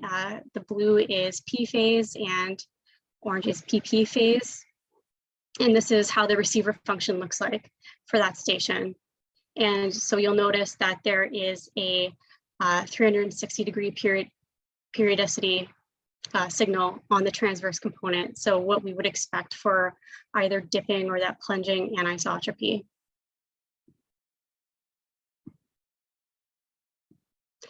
And now this is what a plot of the harmonic decomposition looks like. So we have our 5 components here, and on this axis is just time. And we found an optimal azimuth that minimized one of the B components for a specific time window. So we're looking at 1 to 2.25 seconds, and we found the azimuth to be 338 degrees. And so we can see on the B2 component, there's this large peak in that time window. And I'll also show results from another station, station BNAB, which is interesting because it's lying within this polygon of where the Pacific plate could be reaching beneath North America. So this station could be above the Pacific plate, but it could also not be above the Pacific plate. So that makes it interesting. And here's what the receiver function looks like for that station. And once again, we're seeing a signal on the transverse component. And this is what the harmonic decomposition looks like for that station for the same time window as our previous. And we found a optimal azimuth of 152 degrees. And this is for a specific time window. So we can also look at other time windows as well. So we've also looked at from 2 to 3.25, 3 to 4.25, and 4 to 5.25, because these are the times that would be associated with crustal depths. And so now we've done this for all the stations that we could in our study area. Some stations had to be excluded because they just didn't have enough high quality data to do the processing with. And so the signal strength is denoted by the length of these bars. And so this is our 1 to 2.25 window, 2 to 3.25, 3 to 4.25, and 4 to 5.25. And to better visualize these, we plotted the orientations on Rose diagrams. And what we're seeing is that there's a somewhat coherent pattern for this 1 to 2.25 window. And when we switch to 2 to 3.25, it kind of switches and it becomes perpendicular. And then the later time windows just kind of lose coherence altogether. So looking at that 1 to 2.25 time window, we just split it into different groupings as well. And so that's just what these diagrams up here show. And the blue yellow bars show the relative plate motions for the Pacific plate. So they're kind of somewhat aligned for some of these, but when we're looking at Northern Vancouver, for example, and comparing that to the plate motion of the Juan de Fuca plate, we see that that's not really aligned. So the question we're trying to answer now is just what is causing this coherent pattern and at what we would assume is crustal depths based on our time window. So we begin by looking at other studies in the region. So first we compared to shear wave splitting analysis from SKS phase. And we looked at the results from 4 different studies, which are just plotted down here. So this SKS phase is sensitive to mantle depth. And the authors of these papers suggested that these are coming from upper mantle. And we see that along the plate margin and in the north, we have margin parallel fast axis directions, but landward and also to the south, we're seeing more of an east to west trend or orthogonal to the margin. In comparison with our 1 to 2.25 time window, we're also having this margin parallel orientation near the margin. But on land and in the south, our results don't really agree. And then if we look at that 2 to 3.25, on land, we do start to see kind of an alignment that agrees more with the results, especially in the south, northern Vancouver Island. We also looked at surface wave tomography results. So for these 2 time periods, 15 seconds and 20 seconds,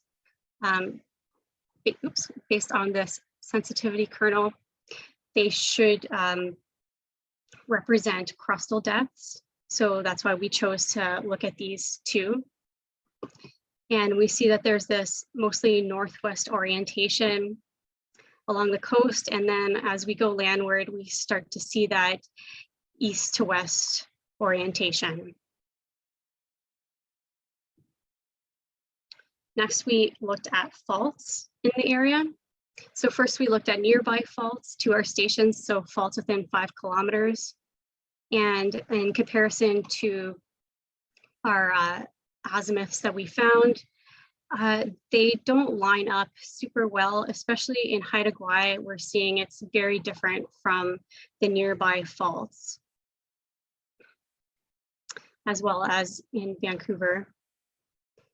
And when we compared to regional scale faults, so they were more better aligned with our results. So the larger fault structure.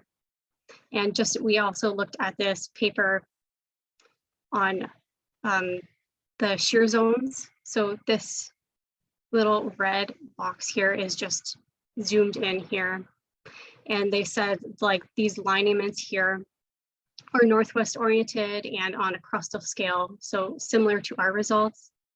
And here in this box shows foliation trajectories, which are predominantly northwest oriented as well. So it seems our results are coming from crustal depths. And when we're looking at the mainland, our results might be caused by the large scale faults. And we're seeing results consistent with the foliation trajectories as well. So maybe we're seeing anisotropy caused by foliation in the crust. Or maybe we're seeing the strikes of dipping structures on the mainland caused by that period in history of transgression. And when we look at Haida Gwaii, maybe what we're seeing is those dipping structures along the margin caused by the subducting plate. So in conclusion, we looked at receiver functions for a wide selection of stations in Haida Gwaii and the surrounding region in order to study the tectonic fabric. And when we performed a harmonic decomposition, we saw coherent orientations of receiver functions at crustal depths that were consistent with those lineaments and foliation trajectories. Next steps that we want to look at would be using velocity models to convert our harmonics depth so that we can get a better idea of what depths we're looking at, as well as increasing depths. So looking further in depth of the crust, but also hopefully looking into the lithospheric mantle, because we want to see what's going on at the edge of where the Pacific plate might be subducting to. And to do that, we're going to have to incorporate some OBS, ocean bottom seismograph data, because we don't have any coverage in that area really, because it's underwater. And also in the future, doing inversion, potentially joint inversion with surface waves. That concludes my presentation. Thank you for attending, and let me know if you have any questions.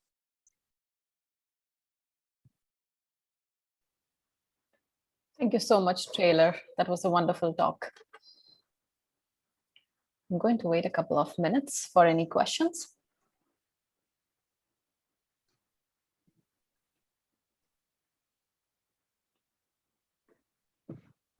You mentioned that you split the back azimuth data in different groups.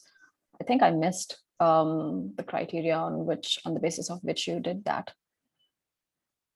Oh, it was done by just regional. Okay.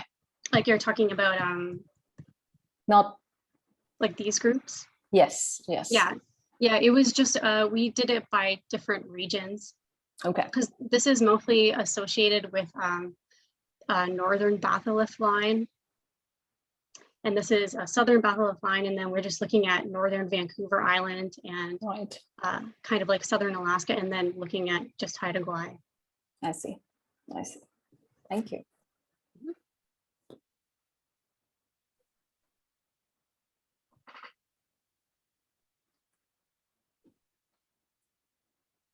Looks like we don't have any more questions. Well,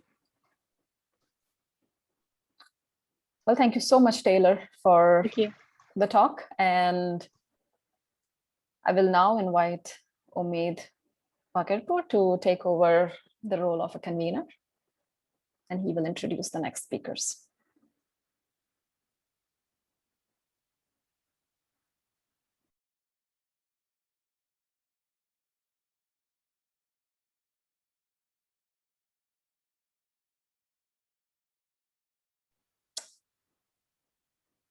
Omid, are you there?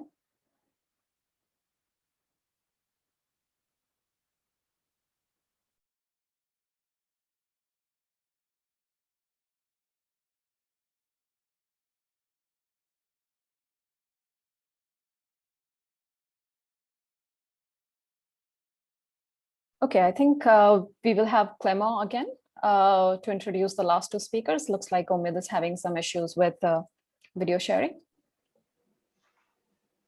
Okay.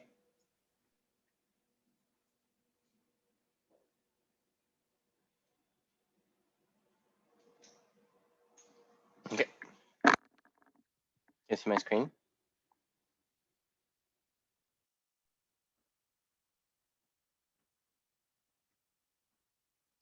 Yes, I can see your screen. Oh, okay, that's good. Okay, so I think I can start. Just looking at the chat. Okay, so I'm Clément Estève, postdoc at McGill University now, and I'll be presenting surface wave tomography of the Northern Canadian Cordillera using earthquake rally wave group velocities. And first, I'd like to acknowledge my co-authors, Jeremy Gosselin and Pascal Audet at the University of Ottawa, Andrew Schaefer at PGC, at Geological Survey of Canada, Derek Shutt, and also Rick Astor at Colorado State University. So first, here, this talk, we're going to travel a bit north, and we're going to look at the Northern Canadian Cordillera, which is located in the northwestern corner of Canada. And here is this well-known map of tectonic terrains on the left, basically showing the different terrains, and are color-coded by super terrains, as you can see here. So the blue colors and the gray colors shows the terrains that have affinity with the North American craton, called the ancestral North America. The terrains that are bounded by the Tintina and the Denali Fault in greenish colors here is the Intermontane Belt. To the south of the Denali Fault in purple, we have the Ensalo terrain, and further to the south again, the Outbow terrains with the Yakutat block, and I'll get back to this a little bit later.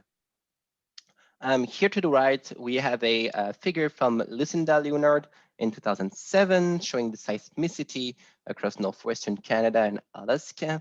And so what we see is the clear change in seismicity rate between Northern Canadian Cordillera and the Southern Canadian Cordillera. The separation between the Northern and the Southern Canadian Cordillera is based on the seismicity at around the Yukon-British Columbia border. And so here we're going to focus on the northern part. And as you can see, we have surprisingly a lot of seismicity in the Mackenzie Mountains here and the Richardson Mountains, which are almost 800 kilometers away from the plate boundary here. We also have some seismicity related to the Tintina Fault, even though it's not obvious. More obviously, we have a lot of seismicity associated with the Denali Fault to the south, and also this swarm of seismicity in the Gulf of Alaska, which is related to the collision between the Yakutat terrain that I previously mentioned and the margin of the North American continent. Okay, so there were previous work that was done in the Cordillera. It has been extensively studied. And here, back in the late 90s, we have this little probe snorkel project experiment that was done across the Cordillera with 3 lines running, basically one from Yellowknife in the Slave Craton to the Cordillera, another one to the south here with these 2 segments forming line 2, and the third line crossing the Tintina Fault orthogonally and going into the Mackenzie Mountains. And so I won't detail all the results, but basically what they found is that the crust is super thin, about 35 kilometers, and the terrains thrust over North American basement. There were a number of different geophysical models across the years, from 1998 to and onward. We have different potential field methods applied here with the Curie depth estimates from Ellis Gojo et al. In 2019, effective elastic thickness from Fluke et al. In 2003, and different seismic data set and models using body wave travel times and surface wave data. And so won't go in the details of these moles, but they all show that the lithosphere in the northern Canadian cordillera is thin, hot, and weak. And so based on those observations and data, different moles were proposed. And here is a mole from Heinemann and co-authors, where they show basically that we have a moho at 35 kilometers depth beneath the surface in the cordillera, and about 40 kilometers in the edges and craton. And if we apply a classic airy mole, you would expect the elevation to be at sea level in the craton, which is what we have. So this works. But when we look at the cordillera, if we have such shallow moho, we should have the surface below sea level according to airy mole. But what we have in reality is mountains with elevation on average about 1,000 meters above sea level. So this doesn't work here. And what Heinemann and co-workers proposed at the time was that we have a thermal isostasy supporting the high elevations in the cordillera. So basically, thermal expansion of hot mantle rocks would support buoyantly the high elevation in the cordillera. Here is the famous cross-sections from Roy Heinemann, where we have the Yakutat terrain colliding with the margin of America, and where it builds stress. And we have here the very shallow and flat moho. And so if we have a temperature of about 800 degrees to 900 degrees at the moho, we can develop basically weak zones in the low crust. And those weak zones would help to propagate stresses over hundreds of kilometers into the cordillera deformation front at the thrust fronts, where we can reactivate those thrust fronts and generate seismicity. Stefan Mazzotti and Heinemann in 2002 modeled that, where here you have the Yakutat collision zone, where you have the shear strain rate, and red color shows a high shear strain rate. And you can see that the stress and strain can propagate along this weak zone in the lower crust. That's called the lower crust detachment, and travels up to this foreland weak zone, which is supposed to be the Mackenzie Mountains, where you have these earthquakes occurring. So that's one mole. There's an alternate mole here that I'm going to present from Emily Finzel in 2015, where she combined different geophysical data sets in order to model the traction, the basal traction at the base of the crust in the uppermost mantle. And so this is a proxy for upper mantle flow, and the different arrows show the magnitude of the traction. And so what we see with these big red arrows here is that there's a current mantle flow going southward, being deflected at the Aleutian Yakutat subduction zone here, and is reoriented towards the Mackenzie Mountains. And this would explain the stress pattern and why we have seismicity in the Mackenzie Mountains. So here we investigate, like, how does crystal structure influence current tectonic activity in the northern Canadian cordillera, and what does upper mantle structure tell us about past tectonic activity in the northern Canadian cordillera? In order to do so and to answer these questions, we developed a new Rayleigh wave tomography model following this 4-step procedure. The first one, we pick fundamental mode Rayleigh wave group velocity dispersions from regional earthquakes, and those regional earthquakes are plotted on this map here with these red stars. Then we employ the transdimensional Bayesian tomography from Jeremy Gosselin, published in JJI in 2021, which inverts for azimuthally anisotropic group velocity maps. We then extract dispersion curves at each location and invert for shear wave profile in a probabilistic framework. We use moho depth map from receiver functions as prior, and then we stitch depth profile together to get a pseudo 3D shear wave model. So here are the group velocity maps. On the left, you have the isotropic component, and to the right, the anisotropic component. I won't spend too much time on the isotropic component, but a few words on the azimutally anisotropic group velocity maps here. So from 10 to 20 seconds, we are mostly sensitive to the upper part of the crust, so the shallow upper crust. And from 36 to 50 seconds, we'll be more sensitive to deeper crystal structures and the uppermost mantle. And so what we see at a short period is that those red lines denotes the fast axis orientation, and they're quite well aligned with the main tectonic structures, such as the Denali Fault, Tintina Fault, and the Teslin Fault here. They also quite wrap up around the Cordillera deformation front here. And we note also that we have this northeast-southwest alignment of fast axis direction in northern Yukon. And so this is also present at 20 seconds. And as we get to longer periods, we have the path coverage that gets sparser and sparser. And what we still see is this northeast-southwest fast axis directions. And so one way to interpret them would be basically to say that it could be either representing this basal traction that's modeled by Emily Finzel in 2015 in the uppermost mantle, so basically showing the mantle flow.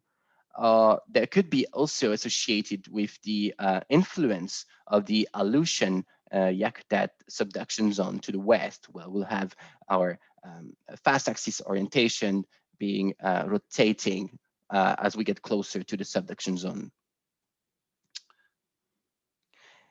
Here we have the shear wave velocity mole, so the crystal structure from 5 to 40 kilometers. And we also show here the output MOHO depths here from 25 to 45 kilometers.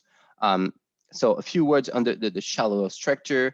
We see that we have these low velocity regions across the Cordillera deformation front here that correlates very well with a thick sedimentary covers. That's the northwestern end of the Western Canada sedimentary basin here. And there's also a thick sedimentary cover in the Richardson Mountains. The blue colors denoting fast shear wave velocities here represent certainly the magmatic or the metamorphic composition of rocks in the craton or the crystalline basement in the Cordillera. As we go deeper to 20, 30 kilometers, we are in the mid to lower crest. We observe that we have very slow shear wave velocities, especially in the lower crest. So a way to interpret these slow velocities could be either the presence of fluids, melts, or a change in bulk composition, or elevated temperatures in the lower crest. Here, the 40 kilometer depth slice denotes basically the MOHO topography in the case. And as I said earlier, we used MOHO priors from receiver functions in the region. And so basically the MOHO depth in the NCC ranges between 25 and 44 kilometers. And so this variation is kind of much lower than prediction of standard isostatic mole, given the high mean elevations. And so this narrow distribution and the fact that MOHO is super shallow is very consistent with the orogenic float mole. So that one thing to mention here is that the MOHO depths, the distribution of MOHO depths is very consistent with the orogenic float mole. And here we interpret the slow VS within the lower crust to reflect widespread high temperatures, which supports basically the regional high elevation throughout the Northern Canadian Cordillera. Now, if you take a look at the uppermost mantle structure, so now VS ranges from 4.1 to 4.6 kilometers a second, from 50 kilometers top left to 100 kilometers depths bottom right. And you see that in the Cordillera, in the NCC, across the NCC, we have quite a heterogeneous uppermost mantle structure. And so now I'll go through some of these regions and see how we interpret them. So the first one is this higher velocity zone here in Yukon, in northern Yukon. Velocities are greater than 4.4, 4.5 here, as we can see on the depth slice at 100 kilometers depth. And if we look at cross section, so the BB prime, the locations of the transect are shown on this map here. And the transects here start at 40 kilometers to 100 kilometers depths to emphasize on uppermost mantle structure. And so what we see, this is the signal of a prominent and very broad high velocity region there.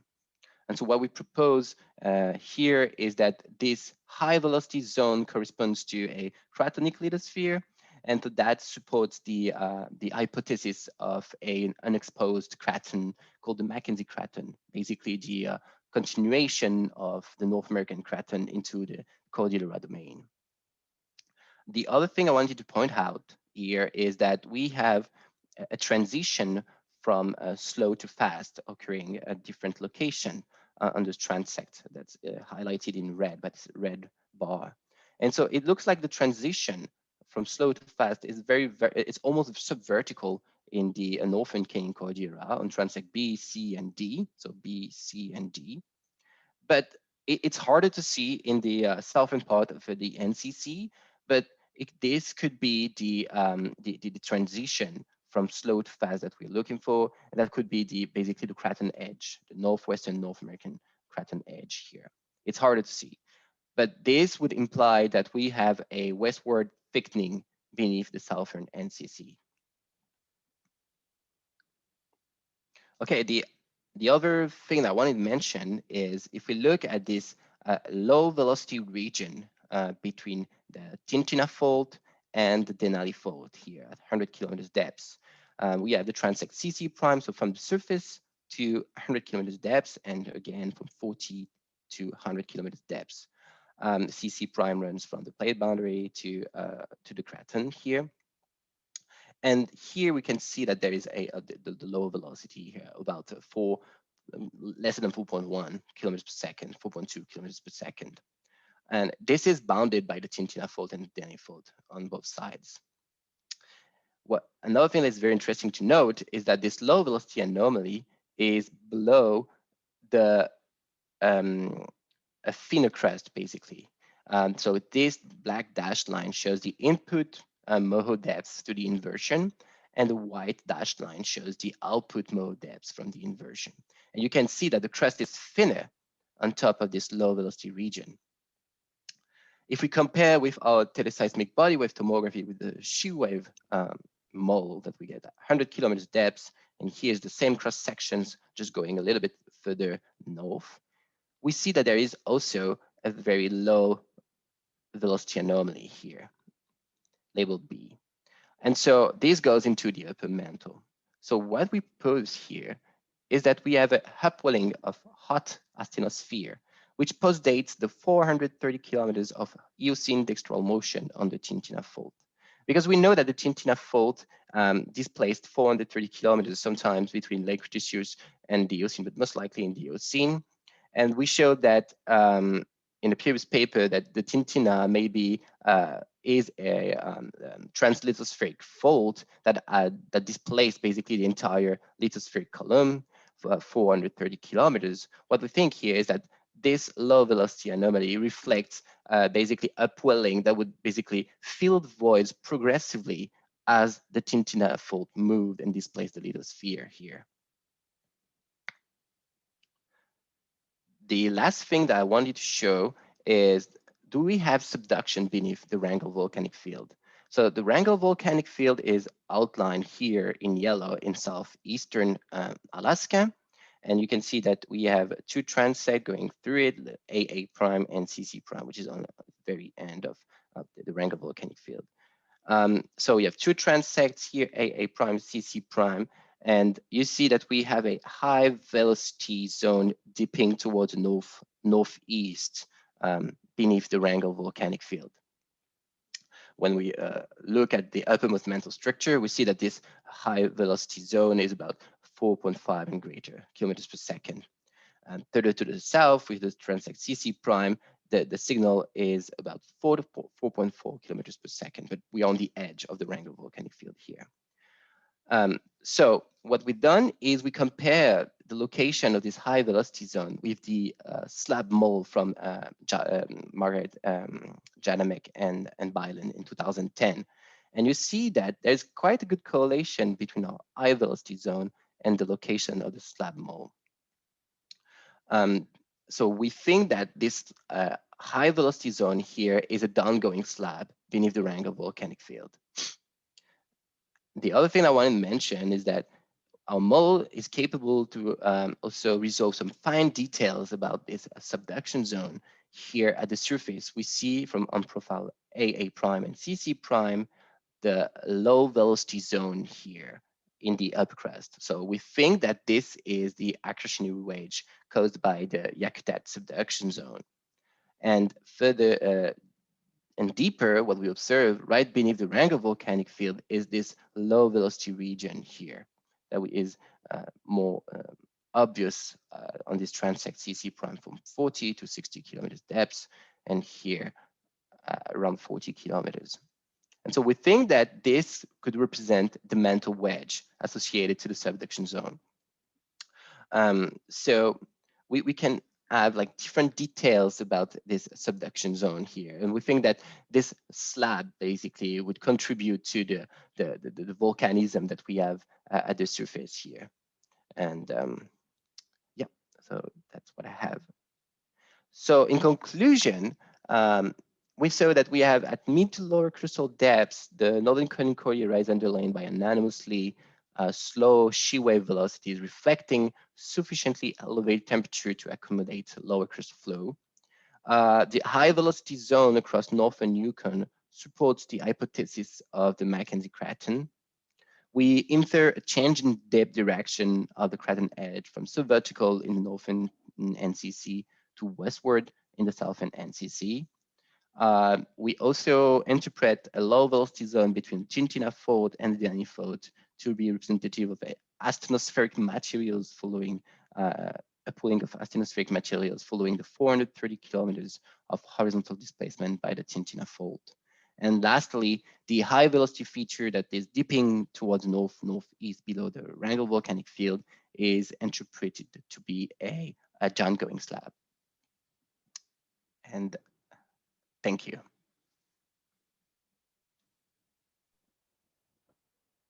Thank you, Clément. It was a great talk. We have one question in the Q&A. So from someone anonymous, in recent years, a number of the studies have been published by your group in the same region. How is this new study different? Okay, so yes, we published a number of studies there because this is part of my PhD. And well, actually, what we see here is that it's very consistent with other results using different types of seismic data. So that gives us confidence in our models and in our interpretations here, that we are able to resolve similar first order features in the region. And so we are able to give a basically interpretation that kind of makes sense altogether, and making a good story, if I can say. Great, awesome. I've also asked you a couple of technical questions in the chat, and I appreciate if you answer me in that. Unfortunately, we don't have much time to discuss about it. We have to go to the next speaker. So the last talk of the session would be given by Tianshi Liu from the University of Toronto. And the topic is radial and azimuthal anisotropy of Alaskan lithosphere revealed by multi-component ambient noise adjoint tomography. Mike is yours. Okay, thank you, Omid, for your introduction. I'll go ahead and share my screen.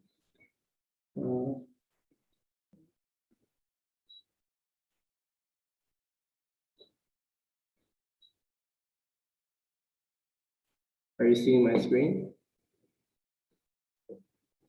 Yes, perfect.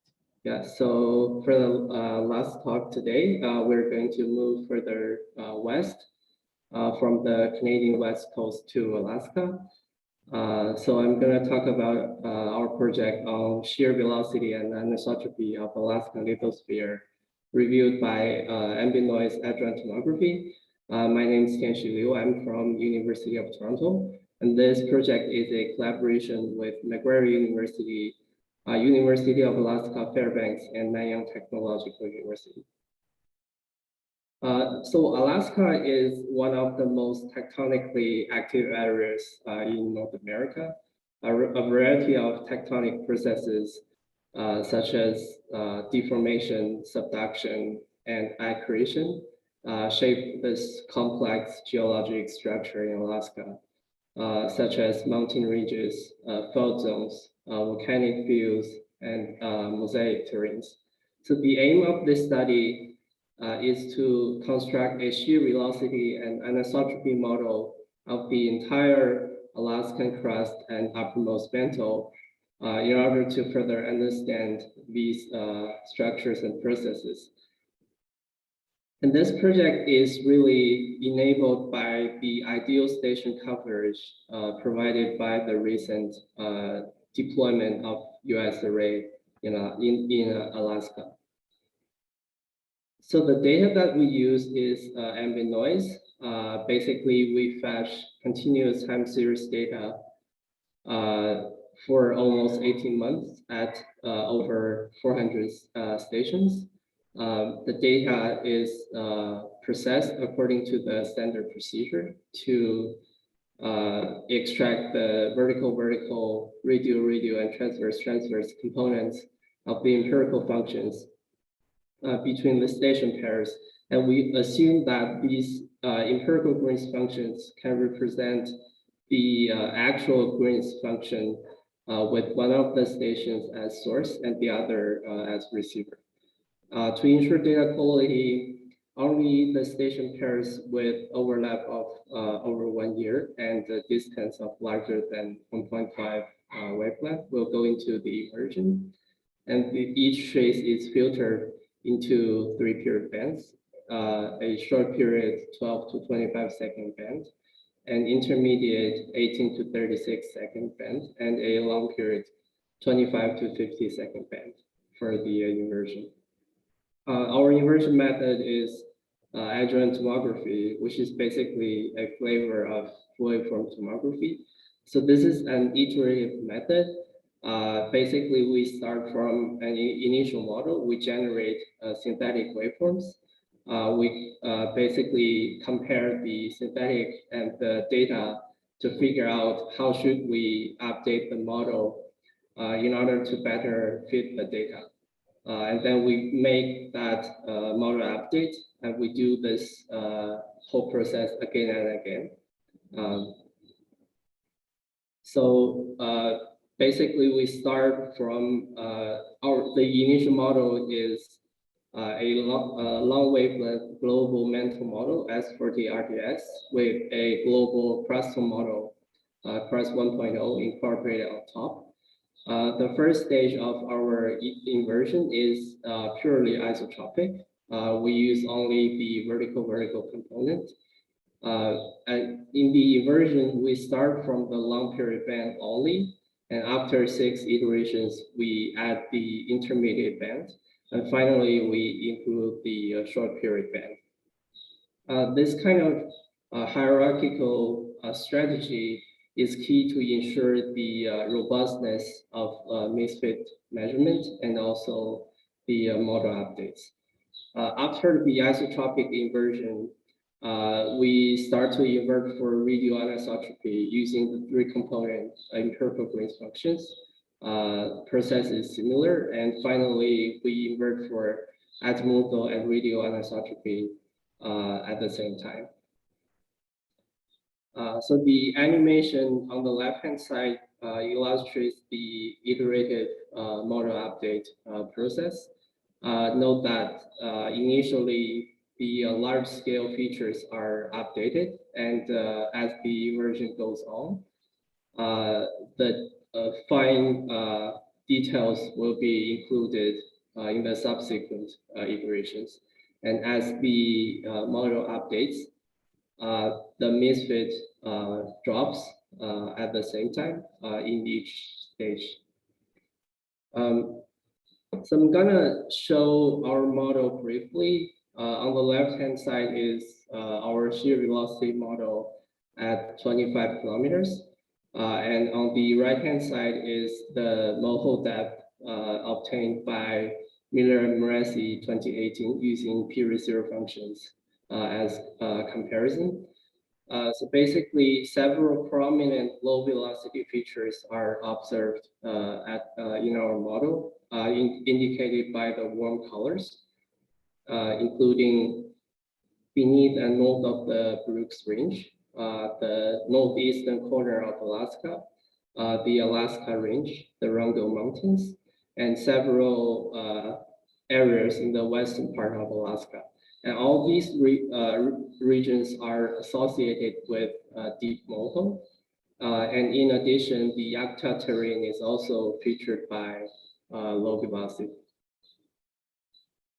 For high velocity features indicated by the bluish colors, it's the region between the Brooks Range and the Denali Fault beneath the Yukon Flats Basin, and also at the easternmost part of the Alaska Peninsula. And all of these regions are associated with thin crust. At 45 kilometers, on the left-hand side is our model. On the right-hand side is the model by Berg et al. 2020, obtained using joint inversion of dispersion, receiver function, and HRV ratio. And we can see that similar broad scale patterns are observed in between these two models. Basically, north of the Brooks Range is dominated by the high velocity, indicating the cold cratonic block. Beneath the Brooks Range is relatively low velocity. South of the Denali Fault is mainly dominated by low velocity, representing the mantle wedge above the subductic slab. And also a high velocity slab is observed along the coastline. However, the Alaska 3D 1.0 slab surface indicated by this purple line lies further north than both of the models.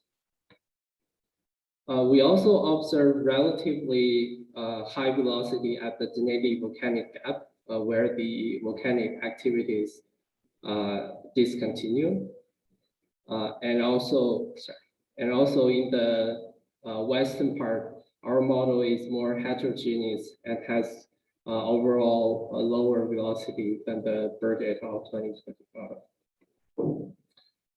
So for radioanisotropy at 25 kilometers, on the left-hand side is our model. Right-hand side is the model of Fong and Griswold 2019, obtained by surface wave tomography using ambient noise and teleseismic data.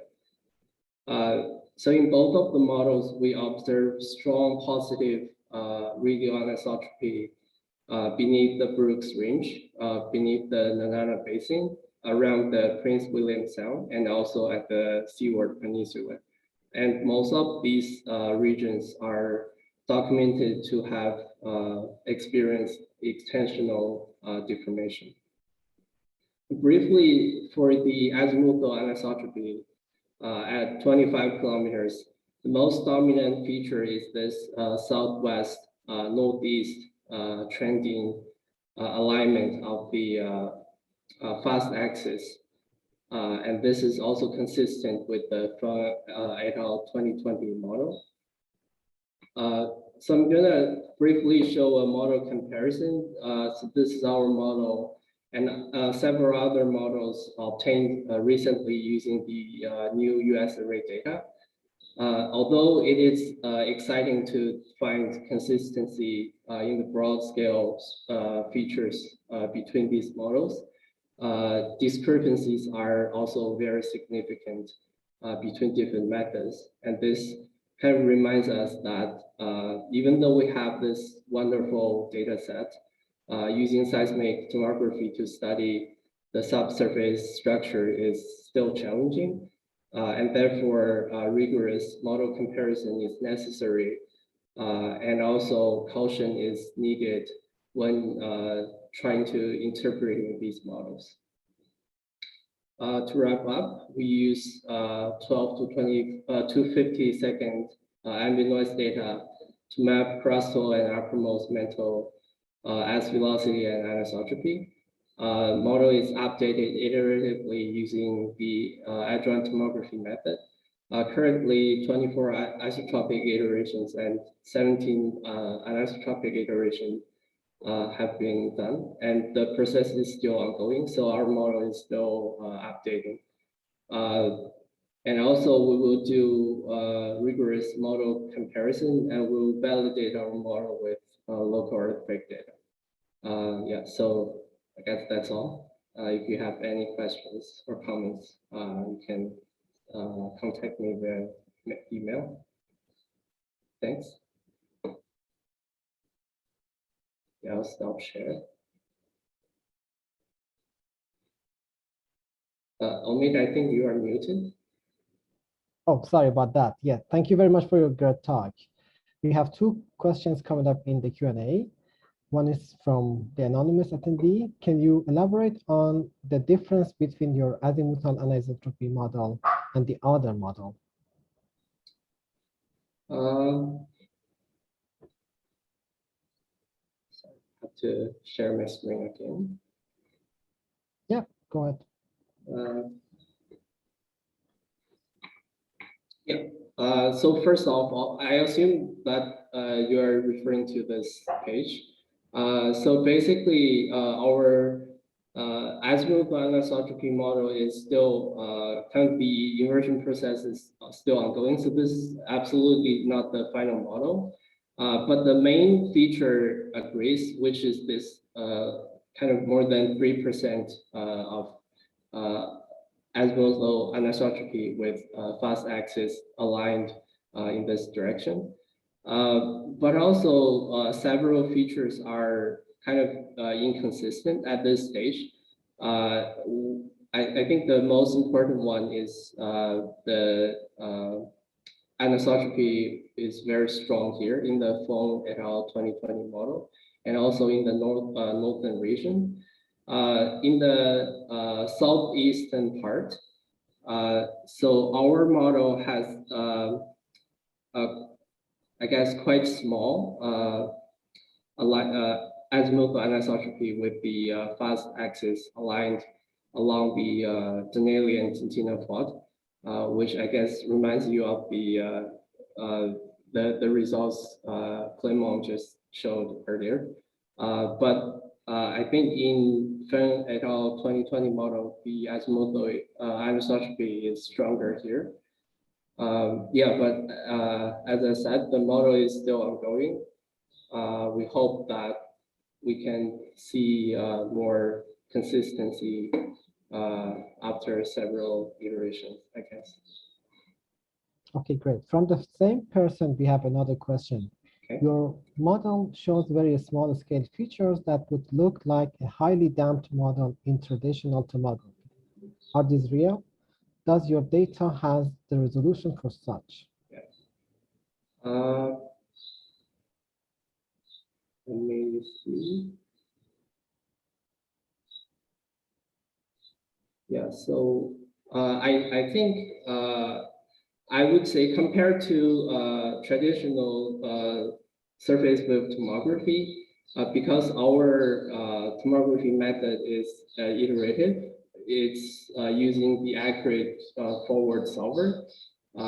So it actually has more at least lateral resolution than the traditional surface wave tomography. So I think most of these features should be reliable, and this issue actually can be addressed further addressed via some kinds of resolution test, which we will do later. Yeah, hopefully that can address these questions. Yeah. Okay. So the next question is from Andrew Sheffer. Thanks for the great talk, Tianshi. Have you compared models from different groups looking at their relative anomalies with respect to the mean? This may provide different insight that comparing the absolute velocities. Have you done that? No, I haven't by now, but this is indeed a good suggestion. Thanks. I will absolutely do all kinds of model comparisons with other models later. Yeah. Great. I also have a question for you. Sure. So the radial anisotropy for the periods sensitive to the mantle depths are usually interpreted as the upwelling or downwelling mantle flow. What can you tell us about the radial anisotropy for the periods sensitive to crustal depths as you show? I think the crustal anisotropy, I'll try to share the screen, I think, sorry. So the crustal anisotropy, because the period band that we use, which is 12 to 50 seconds, so the sensitivity mainly is in crustal depth.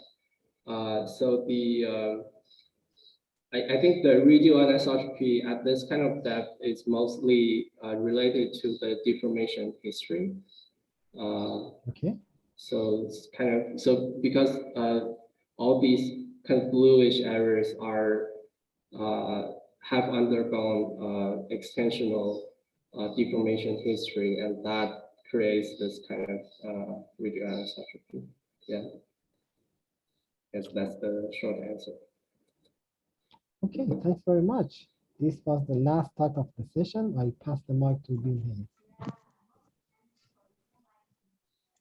Okay, thank you very much for all the speakers, chairs, and attendees. Please note that our next section is echo hydrology on June 17th, Thursday, and our next solid earth section is on June 22nd, Tuesday. Yeah. So I thank you once again for all your participation and wish you all have a good day. Thank you.